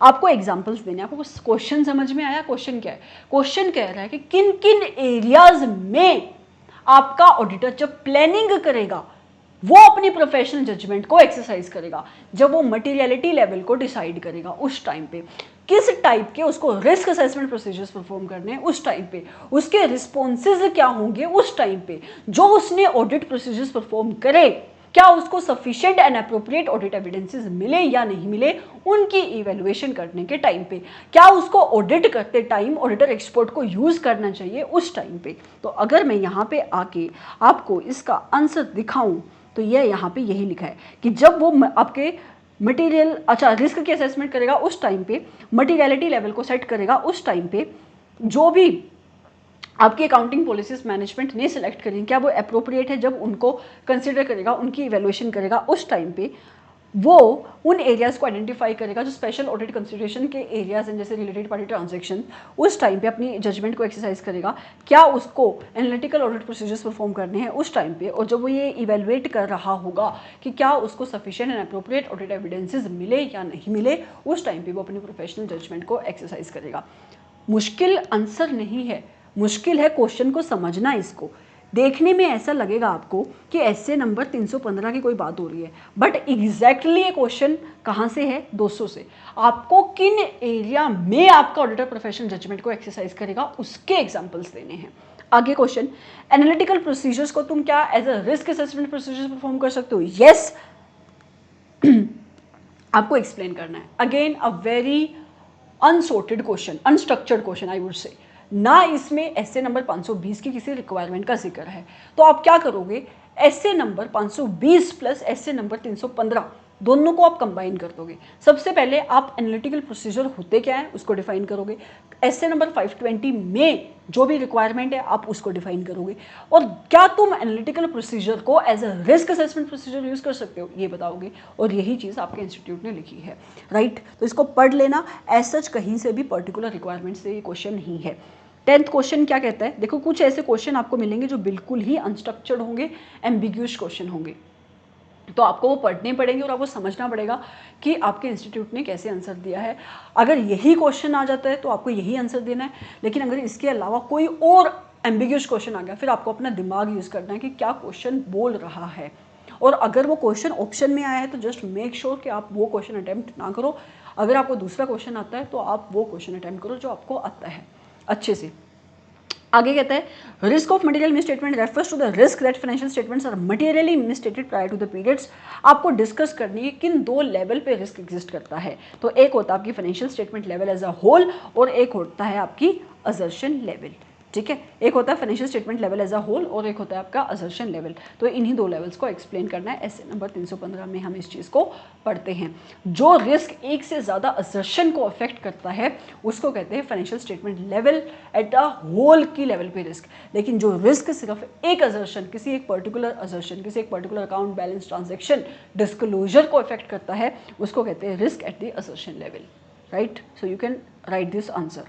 आगे, fraudulent financial reporting often involves management overrides of controls that otherwise may appears to be operating effectively। कहता है कि fraudulent financial reporting में एक चीज़ क्या आती है कि मैनेजमेंट कंट्रोल्स को ओवरराइड कर देती है, जो देखने में ऐसा लगता है कि वो सही ऑपरेट कर रहे हैं।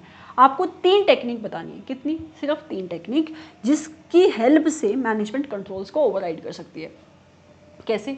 मैनेजमेंट झूठी मूठी फिक्टिशियस जर्नल एंट्री डाल दे। ठीक है, मैनेजमेंट जब अकाउंटिंग एस्टिमेट्स लेती है, अकाउंटिंग अजम्पशंस बनाती है, वो गलत अजम्पशन ले ले, अकाउंटिंग एस्टिमेट्स की एडजस्टमेंट गलत कर दे, या फिर जिन बेसिस पे वो अजम्पशन, जिन अजम्पशंस के बेसिस पे अकाउंटिंग एस्टिमेट ले रही है वो अजम्पशन गलत ले ले, ओवर स्टेटमेंट कर दे, जो डिस्क्लोजर देने हैं वो डिस्क्लोजर ना दे। तो ये सारी चीज़ें क्या हैं? या रेवेन्यू की रिकग्निशन इस साल करनी है, इस साल ना करके अगले साल कर दे, अगले साल करनी थी एडवांस में कर दी, अपने टैक्स के बेनिफिट को देखते हुए या कोई और बेनिफिट को अचीव करते हुए। तो ये क्या है? सारे फ्रॉडुलेंट फाइनेंशियल रिपोर्टिंग की टेक्निक्स है। ठीक है, यहाँ पे अगर आके तुम देखोगे, ये वाला एनालिटिकल प्रोसीजर पढ़ लेना, एम्बिग्यूअस क्वेश्चन है। ठीक है, ये मैंने बताया आपको कि 2 स्टेटमेंट 2 लेवल पे एग्जिस्ट करता है। टेक्निक क्या क्या है?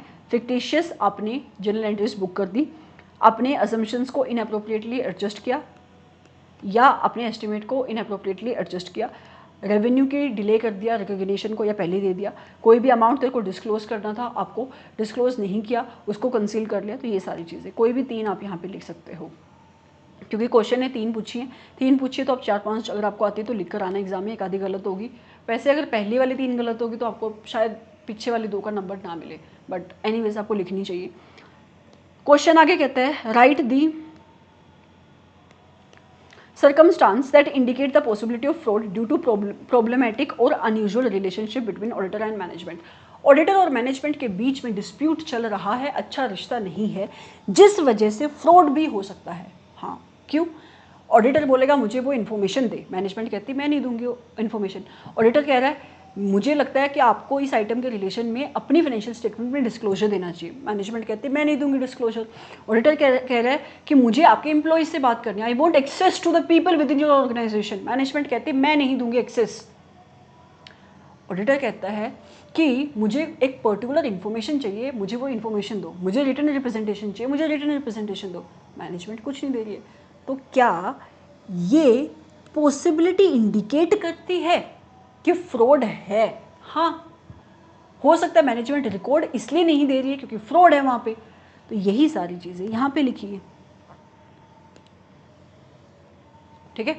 रिकॉर्ड मांगे नहीं दिए, मांगे ज़्यादा मांगे, मतलब 4-5 रिकॉर्ड मांगे, एक आधे दे दिए, इनकम्प्लीट रिकॉर्ड्स दे रही है। इन्फॉर्मेशन मांग रहे हैं, इन्फॉर्मेशन नहीं दे रही है।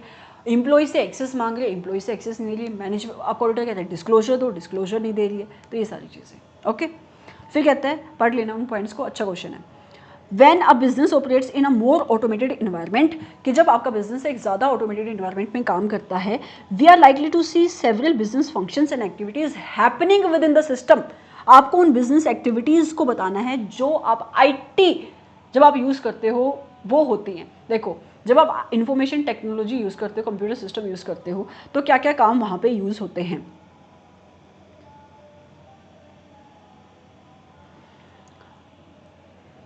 कंप्यूटेशन आपकी इलेक्ट्रॉनिक होती है, राइट। कंप्यूटेशन यही है ना इसका आंसर यार, हाँ। कंप्यूटेशन आपकी इलेक्ट्रॉनिक होती है। जो भी आपकी जर्नल एंट्रीज पोस्ट आप कर रहे हो, एक तो अगर ना दोबारा से आके तुम क्वेश्चन पढ़ोगे ना, तुम्हें क्वेश्चन में कन्फ्यूजन होगी, मुझे ही कन्फ्यूजन होगी एक बार कि क्वेश्चन पूछ क्या रहा है। देखो, क्वेश्चन कहता है when a business operates in a more automated environment, कि मतलब जहाँ पे कंप्यूटर सिस्टम यूज़ हो रहे हैं आपके काम के लिए, we are likely to see several business function, हमें बहुत सारे बिजनेस फंक्शन देखने को मिलते हैं, बहुत सारी एक्टिविटीज़ देखने को मिलती हैं जो सिस्टम के अंदर हो रही हैं। आपको उन बिजनेस फंक्शन और उन एक्टिविटीज़ को बताना है जो सिस्टम के अंदर हो रही है। इस क्वेश्चन को सिंपल वे से भी पूछा जा सकता था कि फंक्शंस क्या होते हैं आईटी के, राइट। किन किन एरियाज में आईटी यूज़ हो सकती है, या जहाँ पे तुम कंप्यूटराइज्ड इन्वायरमेंट में काम करते हो वहाँ पे कैसे फंक्शन होता है। लेकिन इस वे से क्वेश्चन पूछा जाता है जहाँ पे क्वेश्चन अगर आप एक बार पढ़ लो तो खुद को ही आपको कन्फ्यूजन क्रिएट होगी, मुझे भी एक सेकंड के लिए कन्फ्यूजन क्रिएट होगी कि जो मैंने क्वेश्चन पढ़ा और जो मैं आंसर दे रही हूँ वो सही तो है, ठीक है। तो कौन कौन से एरिया में जहाँ पे तुम आईटी का सिस्टम यूज़ करते हो वहाँ पे कंप्यूटेशन, कैलकुलेशन तुम्हारी सब कुछ ऑटोमेटिक होती है। जर्नल एंट्री की पोस्टिंग सारी क्या होती है, ऑटोमेटिक होती है। बिजनेस की पॉलिसीज, प्रोसीजर्स, इंटरनल कंट्रोल्स, इन सब की इंप्लीमेंटेशन आपकी ऑटोमेटिक होती है।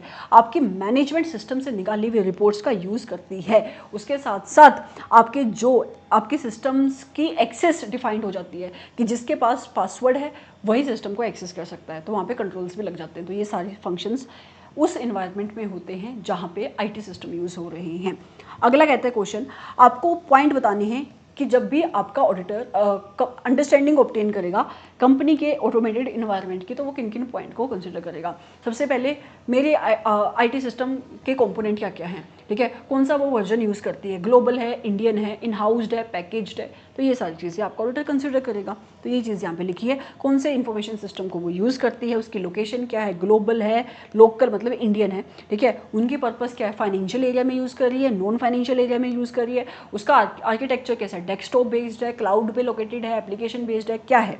उसके बाद कौन सा वर्जन है, 2.0, 1.0, कौन सा वर्जन है, उसके इंटरफेसेस कितने हैं, सिस्टम के खुद के अंदर कितने इंटरफेसेस है, खुद बनवाते हो इस सिस्टम को, इन हाउस है या पैकेज लेकर आते हो, या फिर आउटसोर्स्ड कोई एक्टिविटी है, मतलब कि कई बार आपकी एंटिटी अपने इस आईटी के सिस्टम को बाहर आउटसोर्स कर देती है। तो इसको भी आप अंडरस्टैंड करोगे कि पर्सनल कौन है, मतलब कौन आईटी के जो आपके मेन लोग हैं, एडमिनिस्ट्रेटर हैं, वो कौन है। तो ये सारी चीज़ें आपको अंडरस्टैंडिंग ऑब्टेन करनी है। Moving forward to next question, कहता है Chintamani Limited appoint Chintan and Mani. Chintamani ने 2 ऑडिटर्स को अपॉइंट किया है, चिंतन एंड मनी, अपना स्टैट्यूटरी ऑडिटर कौन से फाइनेंशियल ईयर के लिए, 2022-23 के लिए। चिंतन एंड मनी के डिफरेंस ऑफ ओपिनियन है ऑडिट अप्रोच को लेकर, ठीक है। और ऑडिट ऑफ द चिंतन मनी, एक second, adopted for the audit of the चिंतन मनी, मनी का ओपिनियन है कि उसको 100% चेकिंग करनी चाहिए, लेकिन नहीं, एक सेकेंड, मैं जल्दी बोलने के चक्कर में।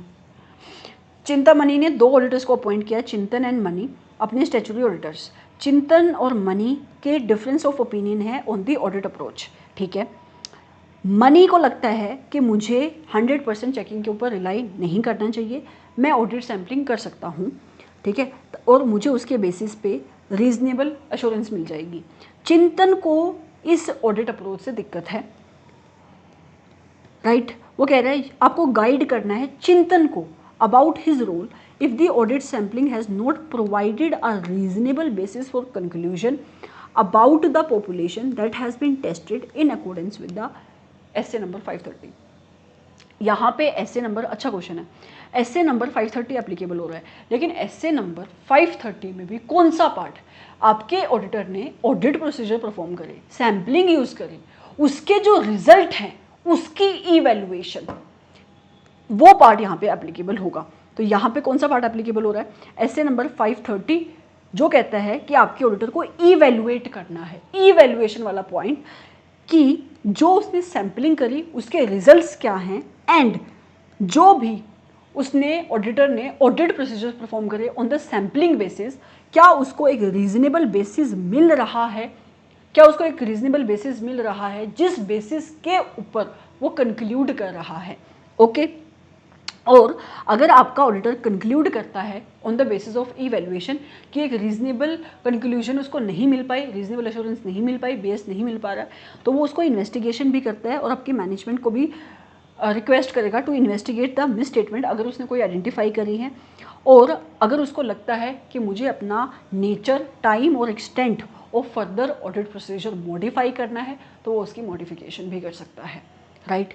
यहाँ पे समझने वाली बात ये थी कि आपको essay नंबर 530, मैंने आपको तब पहले ही बोला था कि देखो मैं एक एक चीज़ को नहीं वहाँ पे समझा सकती, अभी आंसर पहले ही क्लास इतनी लंबी हो चुकी है।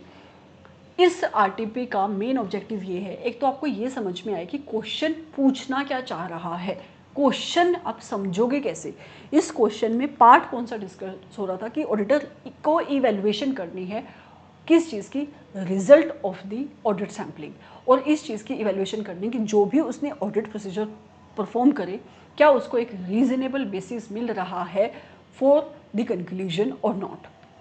अगर नहीं मिल रहा है तो क्या करना है, इन्वेस्टिगेशन करने को बोलेगा मैनेजमेंट को कि अगर उसको कोई मिसस्टेटमेंट मिली है,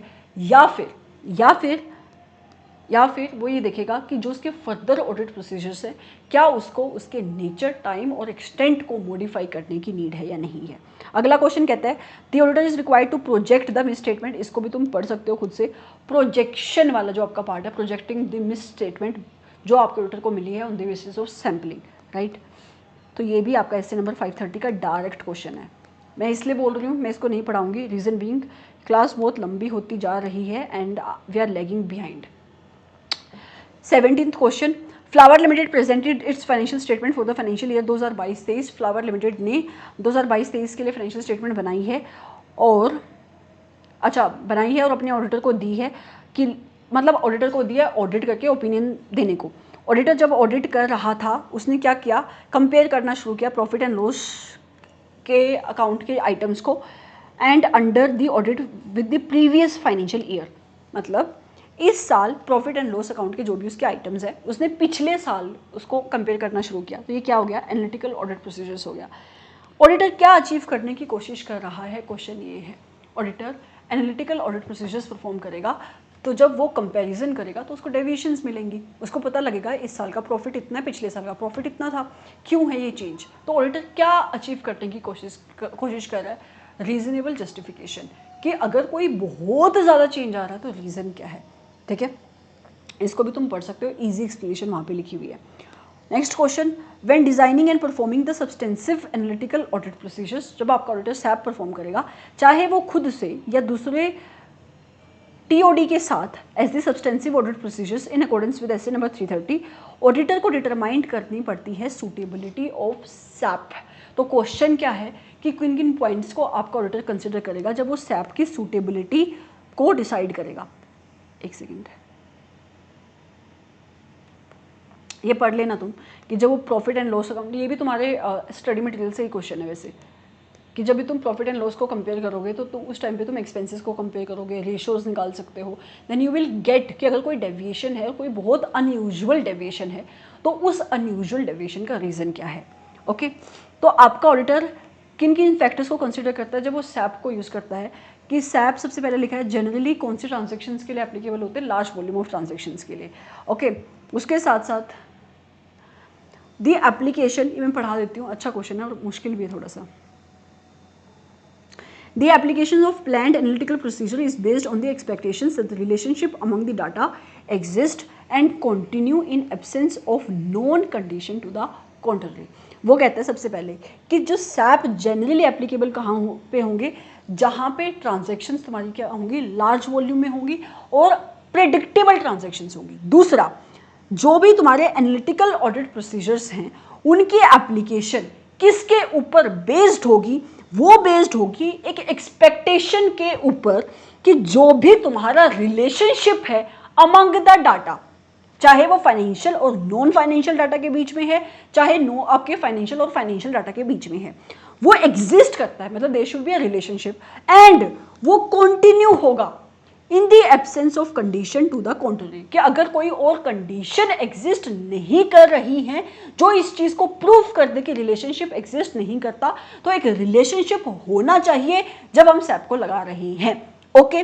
दूसरा, however the suitability of particular analytical procedure will depend upon the auditor assessment of how effective it will be in detecting a misstatement। मेरा ऑडिटर किस टाइप का सैप लगाएगा वो ऑडिटर की प्रोफेशनल जजमेंट का मैटर है, वो ऑडिटर की इस असेसमेंट का मैटर है कि उसको मतलब इस चीज के ऊपर डिपेंड करता है कि उसका आपकी मिस स्टेटमेंट कितनी उसको एक्सपेक्टेशन है कि डिटेक्ट होंगी, राइट, चाहे खुद से चाहे in aggregate with other misstatement.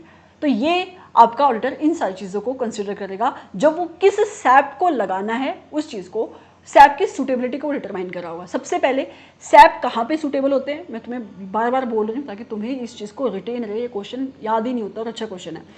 SAP कहाँ सूटेबल होते हैं, जहाँ पे ट्रांजेक्शन लार्ज नेचर की होती हैं और जहाँ पे ट्रांजेक्शन प्रिडिक्टेबल होती हैं। दूसरा, जब भी आपका ऑडिटर सैप लगाएगा वो सैप इस एक्सपेक्टेशन के बेसिस पे लगाता है कि एक रिलेशनशिप एग्जिस्ट करता है फाइनेंशियल डाटा के बीच में, चाहे वो फाइनेंशियल नॉन फाइनेंशियल हो, फाइनेंशियल हो। उसके साथ साथ आपका ऑडिटर किस टाइप की सैप लगाएगा वो इस चीज़ के ऊपर भी डिपेंड करता है कि उसकी एक्सपेक्टेशन क्या है मिसस्टेटमेंट को लेकर। और उन कई केसेस में जो आपके अनसोफिस्टिकेटेड प्रिडिक्टिव मॉडल होते हैं, मतलब जिनको आप नॉर्मली आप यूज़ करते हो, जैसे कि कंपैरिजंस हो गए, ठीक है, वो आपका एक इफेक्टिव सैप बनता है, इफेक्टिव एनालिटिकल ऑडिट प्रोसीजर बन सकता है। तो यही बातें आपको यहाँ पे लिखनी है। Moving forward to next question. हाँ, ये क्वेश्चन मैं नहीं करा रही, मैम क्यों नहीं करा रही क्वेश्चन नंबर 19 और 20। रीजन बिंग, आप इसको जाके देखोगे ना, हायर परचेज ट्रांजेक्शन के ऊपर आपके ऑडिटर को कौन कौन से ऑडिट प्रोसीजर्स परफॉर्म करने हैं और कट ऑफ प्रोसीजर वाला क्वेश्चन है। ये आपका डायरेक्ट क्वेश्चन है चैप्टर नंबर 9 का, ठीक है। मैं इसको इसलिए नहीं करवा रही क्योंकि वहाँ पे ना बहुत सारे ऑडिट प्रोसीजर्स लिस्ट डाउन होते हैं, मतलब नंबर्स होते हैं, और आई एम श्योर आपके टीचर ने भी आपको यही बोला होगा कि आप कोई 5 या 6 आप याद कर लो या 7 या 8 आप याद कर लो। तो आपने कौन से 7-8 याद करें वो आपकी कंसर्न है, ठीक है। अगर मैं कोई और पॉइंट यहाँ पे डिस्कस करूँगी, हो सकता है आपके इंस्टीट्यूट ने आरटीपी में कोई नए पॉइंट डाले हैं, तो आपको वो नहीं डिस्कस करनी चाहिए। तो आपको सिर्फ क्वेश्चन पढ़ना है और इस वाले चैप्टर के आंसर आपको अपनी बुक से देखने हैं, ठीक है। अब आते हैं कंपनी ऑडिट पे। Company audit again very simple question. First auditor की अपॉइंटमेंट गवर्नमेंट कंपनी के केस में कौन करता है, सबसे पहले तो सेक्शन बता दो 139 sub section 7। Non government company के केस में फर्स्ट ऑडिटर कौन अपॉइंट करता है, सेक्शन कौन सा लगेगा 139 सब सेक्शन 5, ठीक है। Subsequent auditor in case of government company, section कौन सा लगेगा 139 सब सेक्शन 6। और नॉन गवर्नमेंट कंपनी के केस में सब्सिक्वेंट ऑडिटर 139 सब सेक्शन 1। कर लोगे सेक्शन, लिमिट्स है। अगर आपका फर्स्ट ऑडिटर है इन केस ऑफ गवर्नमेंट कंपनी, कौन करेगा, CNDG करेगा। कितने दिन के अंदर करना है बताओ। ये सिंपल आपके प्रोविजन है जिसको आप कवर कर सकते हो। So again I am not discussing this provision, you can open your book, I have referred you the section, you can watch this sections. Again rule number 11, इसको मैं डिस्कस कर लेती हूँ, अच्छा क्वेश्चन है। एज पर सेक्शन नंबर 143 सबसेक्शन 3J, देखो 143 subsection 3 में मैटर्स लिस्टेड है जिसके ऊपर आपके ऑडिटर को उन मैटर्स को चेक करना है, और अगर उसका एडवर्स रिमार्क है तो उसको रीजंस बताने पड़ते हैं कि क्यों, ठीक है। तो वहाँ पे बहुत सारे मैटर्स हैं कि आपकी एंटिटी ने जो फाइनेंशियल स्टेटमेंट, क्या आपके ऑडिटर ने जब ऑडिट करी उसने एक्सप्लेनेशन ले ली, क्या आपकी अगर कोई ब्रांच है उसको आपके ऑडिटर को ब्रांच से प्रॉपर रिटर्न मिलती है, क्या AS के हिसाब से उसने अपनी फाइनेंशियल स्टेटमेंट बनाई है, प्रॉफिट एंड लॉस बनाए, सारी चीज़ें, ठीक है। क्या उसने अपनी प्रॉफिट एंड लॉस अकाउंट अपनी बैलेंस शीट को अपनी बुक्स ऑफ अकाउंट के हिसाब से बनाई है, उसके साथ साथ जब वो सारे के सारे मैटर्स खत्म हो जाते हैं, नीचे रूल नंबर 11 के मैटर हैं, तो आपको रूल नंबर 11 वाले मैटर्स को डिस्कस करना है। ये मैटर्स मैं पढ़ा देती हूँ, ये अच्छे मैटर्स हैं। इसमें अमेंडमेंट हुई थी इसलिए ये मैटर अब बड़े हो गए हैं, बड़े मतलब 3 मैटर्स इसमें ऐड हुए हैं। कहाँ गए ये?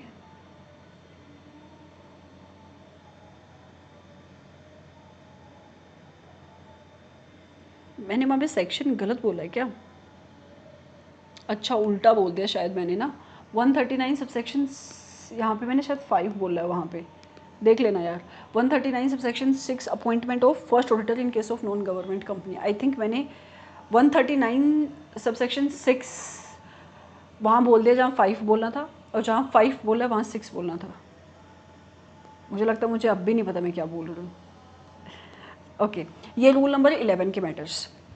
सबसे पहले आपके ऑडिटर को बताना पड़ता है कि क्या आपकी कंपनी ने डिस्क्लोजर दिए हैं, किस रिलेशन में, अगर उसके अगेंस्ट कोई पेंडिंग लिटिगेशन थी, और उस पेंडिंग लिटिगेशन का क्या इफेक्ट पड़ रहा है उसकी फाइनेंशियल पोजीशन के ऊपर, क्या आपकी कंपनी ने डिस्क्लोजर दिए हैं, आपका ऑडिटर इस मैटर को बताता है। दूसरा, क्या आपकी कंपनी ने प्रोविज़न बनाई है जो उसको बनानी थी अंडर एनी लॉ या फिर अकाउंटिंग स्टैंडर्ड, किस चीज़ के रिलेशन में, फोर्सिएबल लॉसेस के रिलेशन में, या फिर कोई अगर डेरिवेटिव कॉन्ट्रैक्ट है उसके रिलेशन में। तो सबसे पहले, क्या आपकी कंपनी ने डिस्क्लोजर दिया है अबाउट द पेंडिंग लिटिगेशन और उसका फाइनेंशियल इफेक्ट। दूसरा, क्या आपकी कंपनी ने प्रोविजन बनाई है फॉर द फोर्सिएबल लॉसेस। तीसरा, क्या आपकी कंपनी को सेक्शन नंबर 125 में कोई इन्वेस्टर एजुकेशन प्रोटेक्शन फंड में पैसा डालना चाहिए था, मतलब उसकी रिक्वायरमेंट आती थी तो क्या उसने उस पैसे को डाला। ये 4th पॉइंट का 1 पॉइंट, 2nd पॉइंट और 3rd पॉइंट आपको एक साथ पढ़ने हैं, ठीक है। पहला पॉइंट क्या कहता है कि आपके ऑडिटर को मैनेजमेंट से एक रिटन रिप्रेजेंटेशन लेनी है, ठीक है, कि उसने जो भी उनकी best of knowledge other than वो फैक्ट जो उसने डिस्क्लोज करे हैं by the way of notes to account, मतलब जिन फंड्स के डिस्क्लोजर उसने अपनी नोट्स ऑफ अकाउंट्स में दे दिया है, उसके अलावा आपके मैनेजमेंट ने कोई भी फंड नहीं दिए हैं, कोई भी लोन नहीं दिया है, कोई भी इन्वेस्टमेंट नहीं करी है ऐसी कंपनी में, इंक्लूडिंग द फॉरेन एंटिटीज़, जहाँ पे ये कंपनी एज ए इंटरमीडिएरी काम कर रही है और इस पैसे को किसी और कंपनी को आगे as a loan, investment, security guarantee दे रही है, राइट। दूसरा पॉइंट, ना तो ऊपर तुमने ऐसा कोई लोन दिया है ना तुमने ऐसा कोई लोन लिया है, इसके रिलेशन में भी तुम्हें रिटर्न रिप्रेजेंटेशन लेनी है, ठीक है। तो इसमें आपने कोई भी लोन, बोरोइंग, इन्वेस्टमेंट, सिक्योरिटी नहीं दिए किसी भी एंटिटी को, इंक्लूडिंग द फॉरेन एंटिटी, जहाँ पे वो एंटिटी एज ए इंटरमीडिएरी काम कर रही है और आगे उसको किसी और एंटिटी को फर्दर दे रही है। ना आपने खुद किसी ऐसी एंटिटी से लोन लिया है, इन्वेस्टमेंट ली है, सिक्योरिटी गारंटी ली है, ठीक है। तीसरे पॉइंट में आपको क्या बताना पड़ेगा कि जो भी आपका ऑडिटर ऑडिट प्रोसीजर्स परफॉर्म करेगा, ऑडिटर ने कंसीडर कर लिया है रीजनेबल एंड अप्रोप्रिएट सर्कमस्टांस को, और उसको ये बताना पड़ेगा कि मेरी नॉलेज में कोई भी ऐसा लोन नहीं आया है जो ऊपर पॉइंट नंबर 1 और 2 में है जिसके अंदर मटेरियल मिसस्टेटमेंट है, ठीक है। उसके साथ साथ क्या आपकी कंपनी ने ड्यूरिंग द ईयर कोई डिविडेंड डिक्लेयर किया, पे किया एज पर सेक्शन नंबर 123। फिर क्या आपकी कंपनी कोई अकाउंटिंग सॉफ्टवेयर यूज़ करती है अपनी अकाउंटिंग के लिए, अगर करती है तो क्या उस अकाउंटिंग सॉफ्टवेयर के अंदर ऑडिट ट्रेल का फीचर है, अगर ऑडिट ट्रेल का फीचर है क्या वो ऑडिट ट्रेल का फीचर ऑडिट ट्रेल को इफेक्टिवली मेंटेन करता है। तो ये सारी चीज़ें आपका ऑडिटर बताएगा एज पर रूल नंबर 11। अच्छा था, कन्फ्यूजन क्रिएट होती है इसलिए मैंने बता दिया। कारों की रिपोर्टिंग कैसे होगी, निधि कंपनी, जैसे कि वो नेट ओन फंड्स की आपकी रेशो होती है 1:20, ठीक है। और रिलेटेड पार्टी ट्रांजैक्शन, इसको आप कारों में खुद से पढ़ सकते हो। कारों की रिवीजन क्लास अवेलेबल है चैनल पे, कंपनीज एक्ट की रिवीजन क्लास अवेलेबल है। आप एक बार देखोगे आपको सारे के सारे डाउट वहाँ पे क्लियर हो जाएंगे। ऐसा कोई भी डिस्कस करने वाला पॉइंट है नहीं यहाँ पे। Moving forward to next question, कहता है communicating the key audit matters. तो कौन सा आ गया ये आपका SA number 701। In the auditor's report is in context of the auditors having formed an opinion on the financial statement as a whole. Communicating the key audit matters in the auditor's report is not considered as a substitute or alternative for a number of important items. Essay number 701 talks about auditor's responsibility of inserting a key audit matter paragraph. की audit matters वो matters होते हैं जिनको आपका auditor चाहता है कि users of the financial statement का ध्यान आए इस चीज़ के ऊपर, ठीक है, जो उसको during the course of matters, वो मैटर्स जो उसने अपनी TCWG को बता दिए थे लेकिन जो उसको इंपॉर्टेंट लगते हैं, की लगते हैं, ठीक है, तो वो इनको अपनी की ऑडिट मैटर पैराग्राफ में डालता है। लेकिन की ऑडिट मैटर पैरा तुमने डाल दिया, it is not substitute for other matters. कौन कौन से वो मैटर्स होते हैं जहाँ पे आपका ऑडिटर मॉडिफिकेशन देता है, जहाँ पे आपके ऑडिटर के ऊपर रिपोर्टिंग की रिक्वायरमेंट आती है अंडर essay नंबर 570। अगर मैं यहाँ पे आपको दिखाऊँ, ये वही वाली बात होगी, इसको छोड़ो, मैं देख नहीं रही क्योंकि मैं वहाँ पे लग जाऊँगी उसको समझाने। हाँ, जहाँ पे आपके ऑडिटर को, हाँ, जहाँ पे आपकी मैनेजमेंट को डिस्क्लोजर देने हैं as per the requirement of the financial reporting framework, तो आपकी मैनेजमेंट को फाइनेंशियल स्टेटमेंट में डिस्क्लोजर देने हैं। आपके मैनेजमेंट ने फाइनेंशियल स्टेटमेंट में डिस्क्लोजर नहीं दिए, पर आपका ऑडिटर चाहता है कि एक इंपॉर्टेंट मैटर है, तो उसने उसको की ऑडिट मैटर पैराग्राफ में डाल दिया। ये सब्सटीट्यूट नहीं है कि आपकी मैनेजमेंट अब डिस्क्लोजर ना दे। दूसरा, essay नंबर 705 जिन मैटर्स के रिलेशन में बेस बनाकर आपका ऑडिटर मॉडिफिकेशन दे रहा है, तो की audit matter paragraph is not a substitute for that. उसके साथ साथ essay नंबर 570 अभी मैंने बताया, और जहाँ पे आपके ऑडिटर को सेपरेट ओपिनियन देना पड़ता है, इंडिविजुअली मैटर्स को डिस्क्लोज करना पड़ता है, वहाँ पे सिर्फ की ऑडिट मैटर पैराग्राफ डालना इज नॉट द सब्सटीट्यूट। आगे, what an auditor should state in the basis for opinion section in the audit report. किन बेसिस के ऊपर आप, किन बेसिस की वजह से आप ओपिनियन दे रहे हो, ये आप बताते हो बेसिस फॉर ओपिनियन सेक्शन में। When the auditor modifies the opinion on the financial statement, explain the amendment. Simple सा क्वेश्चन है, देखो, जब क्लीन रिपोर्ट होती है तो essay नंबर 700 के अकॉर्डिंग आपको ओपिनियन देना है, उसके अगला पैराग्राफ क्या होगा, बेसिस फॉर ओपिनियन। लेकिन अगर ये क्लीन रिपोर्ट नहीं है, आपकी क्या है, मॉडिफाइड ओपिनियन है, तो अगर क्वालिफाइड ओपिनियन है तो ये वर्ड क्या हो जाएगा, बेसिस फॉर क्वालिफाइड ओपिनियन। अगर डिस्क्लेमर है तो बेसिस फॉर डिस्क्लेमर, अगर एडवर्स है तो बेसिस फॉर एडवर्स ओपिनियन। यही चीज़ यहाँ पे लिखी है। जब आप वो ओपिनियन देते हो, हाँ, कि आपको किन किन मैटर्स के बारे में बताना है, नंबर 1 उसको ये बताना है कि आपके ऑडिटर को बताना है कि मैंने अपनी ऑडिट को स्टैंडर्ड्स के हिसाब से किया, मेरे ऊपर जो भी एथिकल रिक्वायरमेंट्स लगती थी मैंने उसका कंप्लाइंस किया है, और उसको साथ साथ उसने बताना है कि जो भी इंडिपेंडेंस,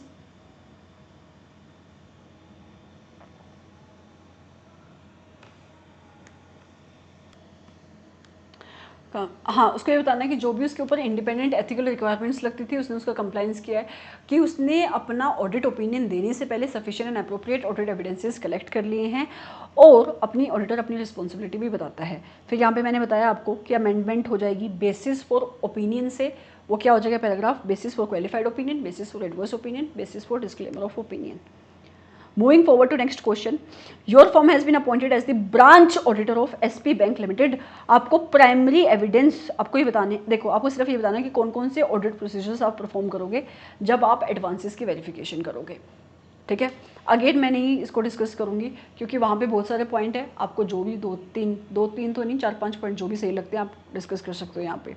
आगे, tap industry private limited is a company which is engaged in obtaining a rice from paddy. एक क्वेश्चन ख़त्म ही नहीं हो रहे यार, अच्छा होने वाले हैं अभी। ये क्लास हम श्योर की बहुत लंबी हो चुकी है। Tap industry private limited is a company which is engaged in obtaining the rice from paddy is enjoying a cash credit facility। अच्छा क्वेश्चन है, इंपॉर्टेंट क्वेश्चन है, प्रैक्टिकल क्वेश्चन है। आपको डीपी की कैलकुलेशन कैसे करनी है क्वेश्चन है। तो कह रहा है कि आपकी कंपनी के पास एक सीसी लिमिट है against the hypothecation of stocks and book debt. कितने की है उसकी सीसी, 4 करोड़ रुपए की है, और सैंक्शन जो कैसे हुआ है, 25% आपको मार्जिन रखना है स्टॉक के ऊपर और 40% आपको मार्जिन रखना है अपने डाटा के ऊपर जब आप अपनी डीपी कैलकुलेट करोगे, मतलब ड्राइंग पावर कैलकुलेट करोगे। जब तुम स्टॉक स्टेटमेंट बना रहे थे आपकी कंपनी के अकाउंटेंट ने कैलकुलेट करी है स्टॉक की वैल्यू 5 करोड़, ठीक है, लेकिन उसके अंदर 1 करोड़ का ऐसा स्टॉक है जिसकी अभी कोई वैल्यू नहीं, वो डैमेज हो चुका है, मतलब ये आपको रिड्यूस करना पड़ेगा जब आप डीपी की कैलकुलेशन करोगे। उसके साथ साथ 3 करोड़ के डेटर्स हैं, लेकिन उन 3 करोड़ के डेटर्स में से 50 लाख के डेटर्स ऐसे हैं जो 6 महीने से ज़्यादा आपके आउटस्टैंडिंग है, 6 महीने से आउटस्टैंडिंग है। ट्रेड क्रेडिटर्स आउटस्टैंडिंग है 2 करोड़ रुपए के, और उसने डीपी कैलकुलेट करी है कितने की, 3.30 करोड़ की। तो सबसे पहले तो आपको ये बताना है कि वो करेक्ट है, मतलब उसको करेक्ट है या नहीं, उससे पहले आपको खुद से डीपी निकालनी पड़ेगी। तो सबसे पहले आप स्टॉक के रिलेशन में डीपी निकालो कितनी आ रही है। स्टॉक कितना है 5 करोड़, 5 में से डैमेज निकाल दो 1 करोड़ का, और जितने भी आपके ट्रेड क्रेडिटर्स हैं वो निकाल दो 2 करोड़ के। तो कितना बचा यहाँ पे 3 करोड़ बचा ना। इसमें से 25% का मार्जिन है, तो 25% का मार्जिन निकाल दो।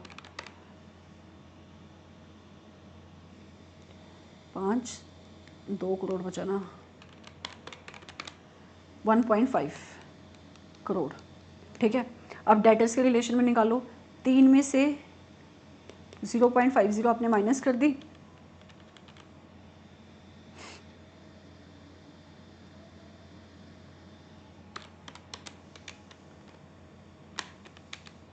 तो कितनी बची है 2.50। मार्जिन कितना है इसका 40% का, तो 40% का मार्जिन, 40% का मार्जिन माइनस कर दो यहाँ से, माइनस 40%, ये भी बचा 1.5। 1.5 प्लस 1.5 कितना आया 3 करोड़। डीपी होनी कितनी चाहिए थी आपकी 3 करोड़ की, है कितनी 3.30 करोड़ की। तो ये आएगी आपकी डीपी 3 करोड़ की डीपी होनी चाहिए थी, और है कितनी 3.30 करोड़ की। आपको अपनी वर्किंग को जस्टिफाई करना है, ऐसे आपको वर्किंग बनानी है। अच्छा, इससे आपका बोरोवर के ऊपर क्या इफेक्ट पड़ेगा, कंपनी के ऊपर, तो उसकी जो लिमिट है वो रिड्यूस हो जाएगी। मतलब लिमिट उतनी ही रहेगी लेकिन उसकी ड्राइंग पावर रिड्यूस हो जाएगी। ड्राइंग पावर जो उसको मिली हुई है ये 4 करोड़ की है, वो 4 करोड़ नहीं रहेगी, ऊपर आए ये वाली। तो ये 4 करोड़ की लिमिट शो होगी सिस्टम में, लेकिन वो मैक्सिमम कितना निकाल पाएगा, सिर्फ 3 करोड़ तक ही पैसे यूज़ कर पाएगा। तो ये इसका इफेक्ट आएगा। Public money should not be utilized for the benefit of a particular person or a section of the community. Propriety audit. ठीक है, कि हम पैसे को किसी एक particular section of the society use नहीं कर सकते, लेकिन इसकी कुछ एक्सेप्शन है। अच्छा क्वेश्चन है, कौन कौन से एक्सेप्शन है। अगर कोई कोर्ट ऑफ लॉ इसको जस्टिफाई करता है, ठीक है, मतलब अगर आप कोर्ट ऑफ लॉ में इस चीज़ को प्रोवाइड कर दो कि ये अलाउड है, then you can utilize it. जहाँ पे, अरे 2 मिनट्स यार,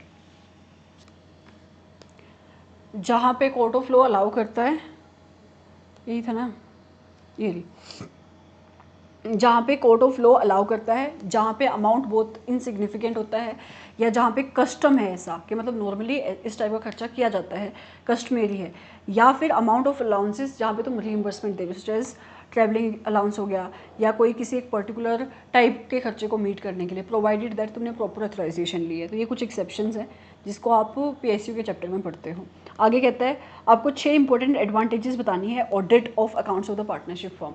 सिंपल सी बात है, तुम किसी भी पार्टनरशिप फर्म की ऑडिट कब कराते हो, उससे आपको फ़ायदा क्या होता है कि जब भी आपको एक नया पार्टनर एडमिट हो रहा है उसकी प्रॉफिट शेयरिंग रेशियो क्या होगी, गुडविल कैलकुलेट करो, डिसोल्यूशन के टाइम पे, डेथ के टाइम पे, तो ये सारी चीज़ें, अगर कोई डिस्प्यूट है तो उसको रिजोल्व कैसे करना है, इन सारी चीज़ों को तुम यहाँ पे लिख सकते हो।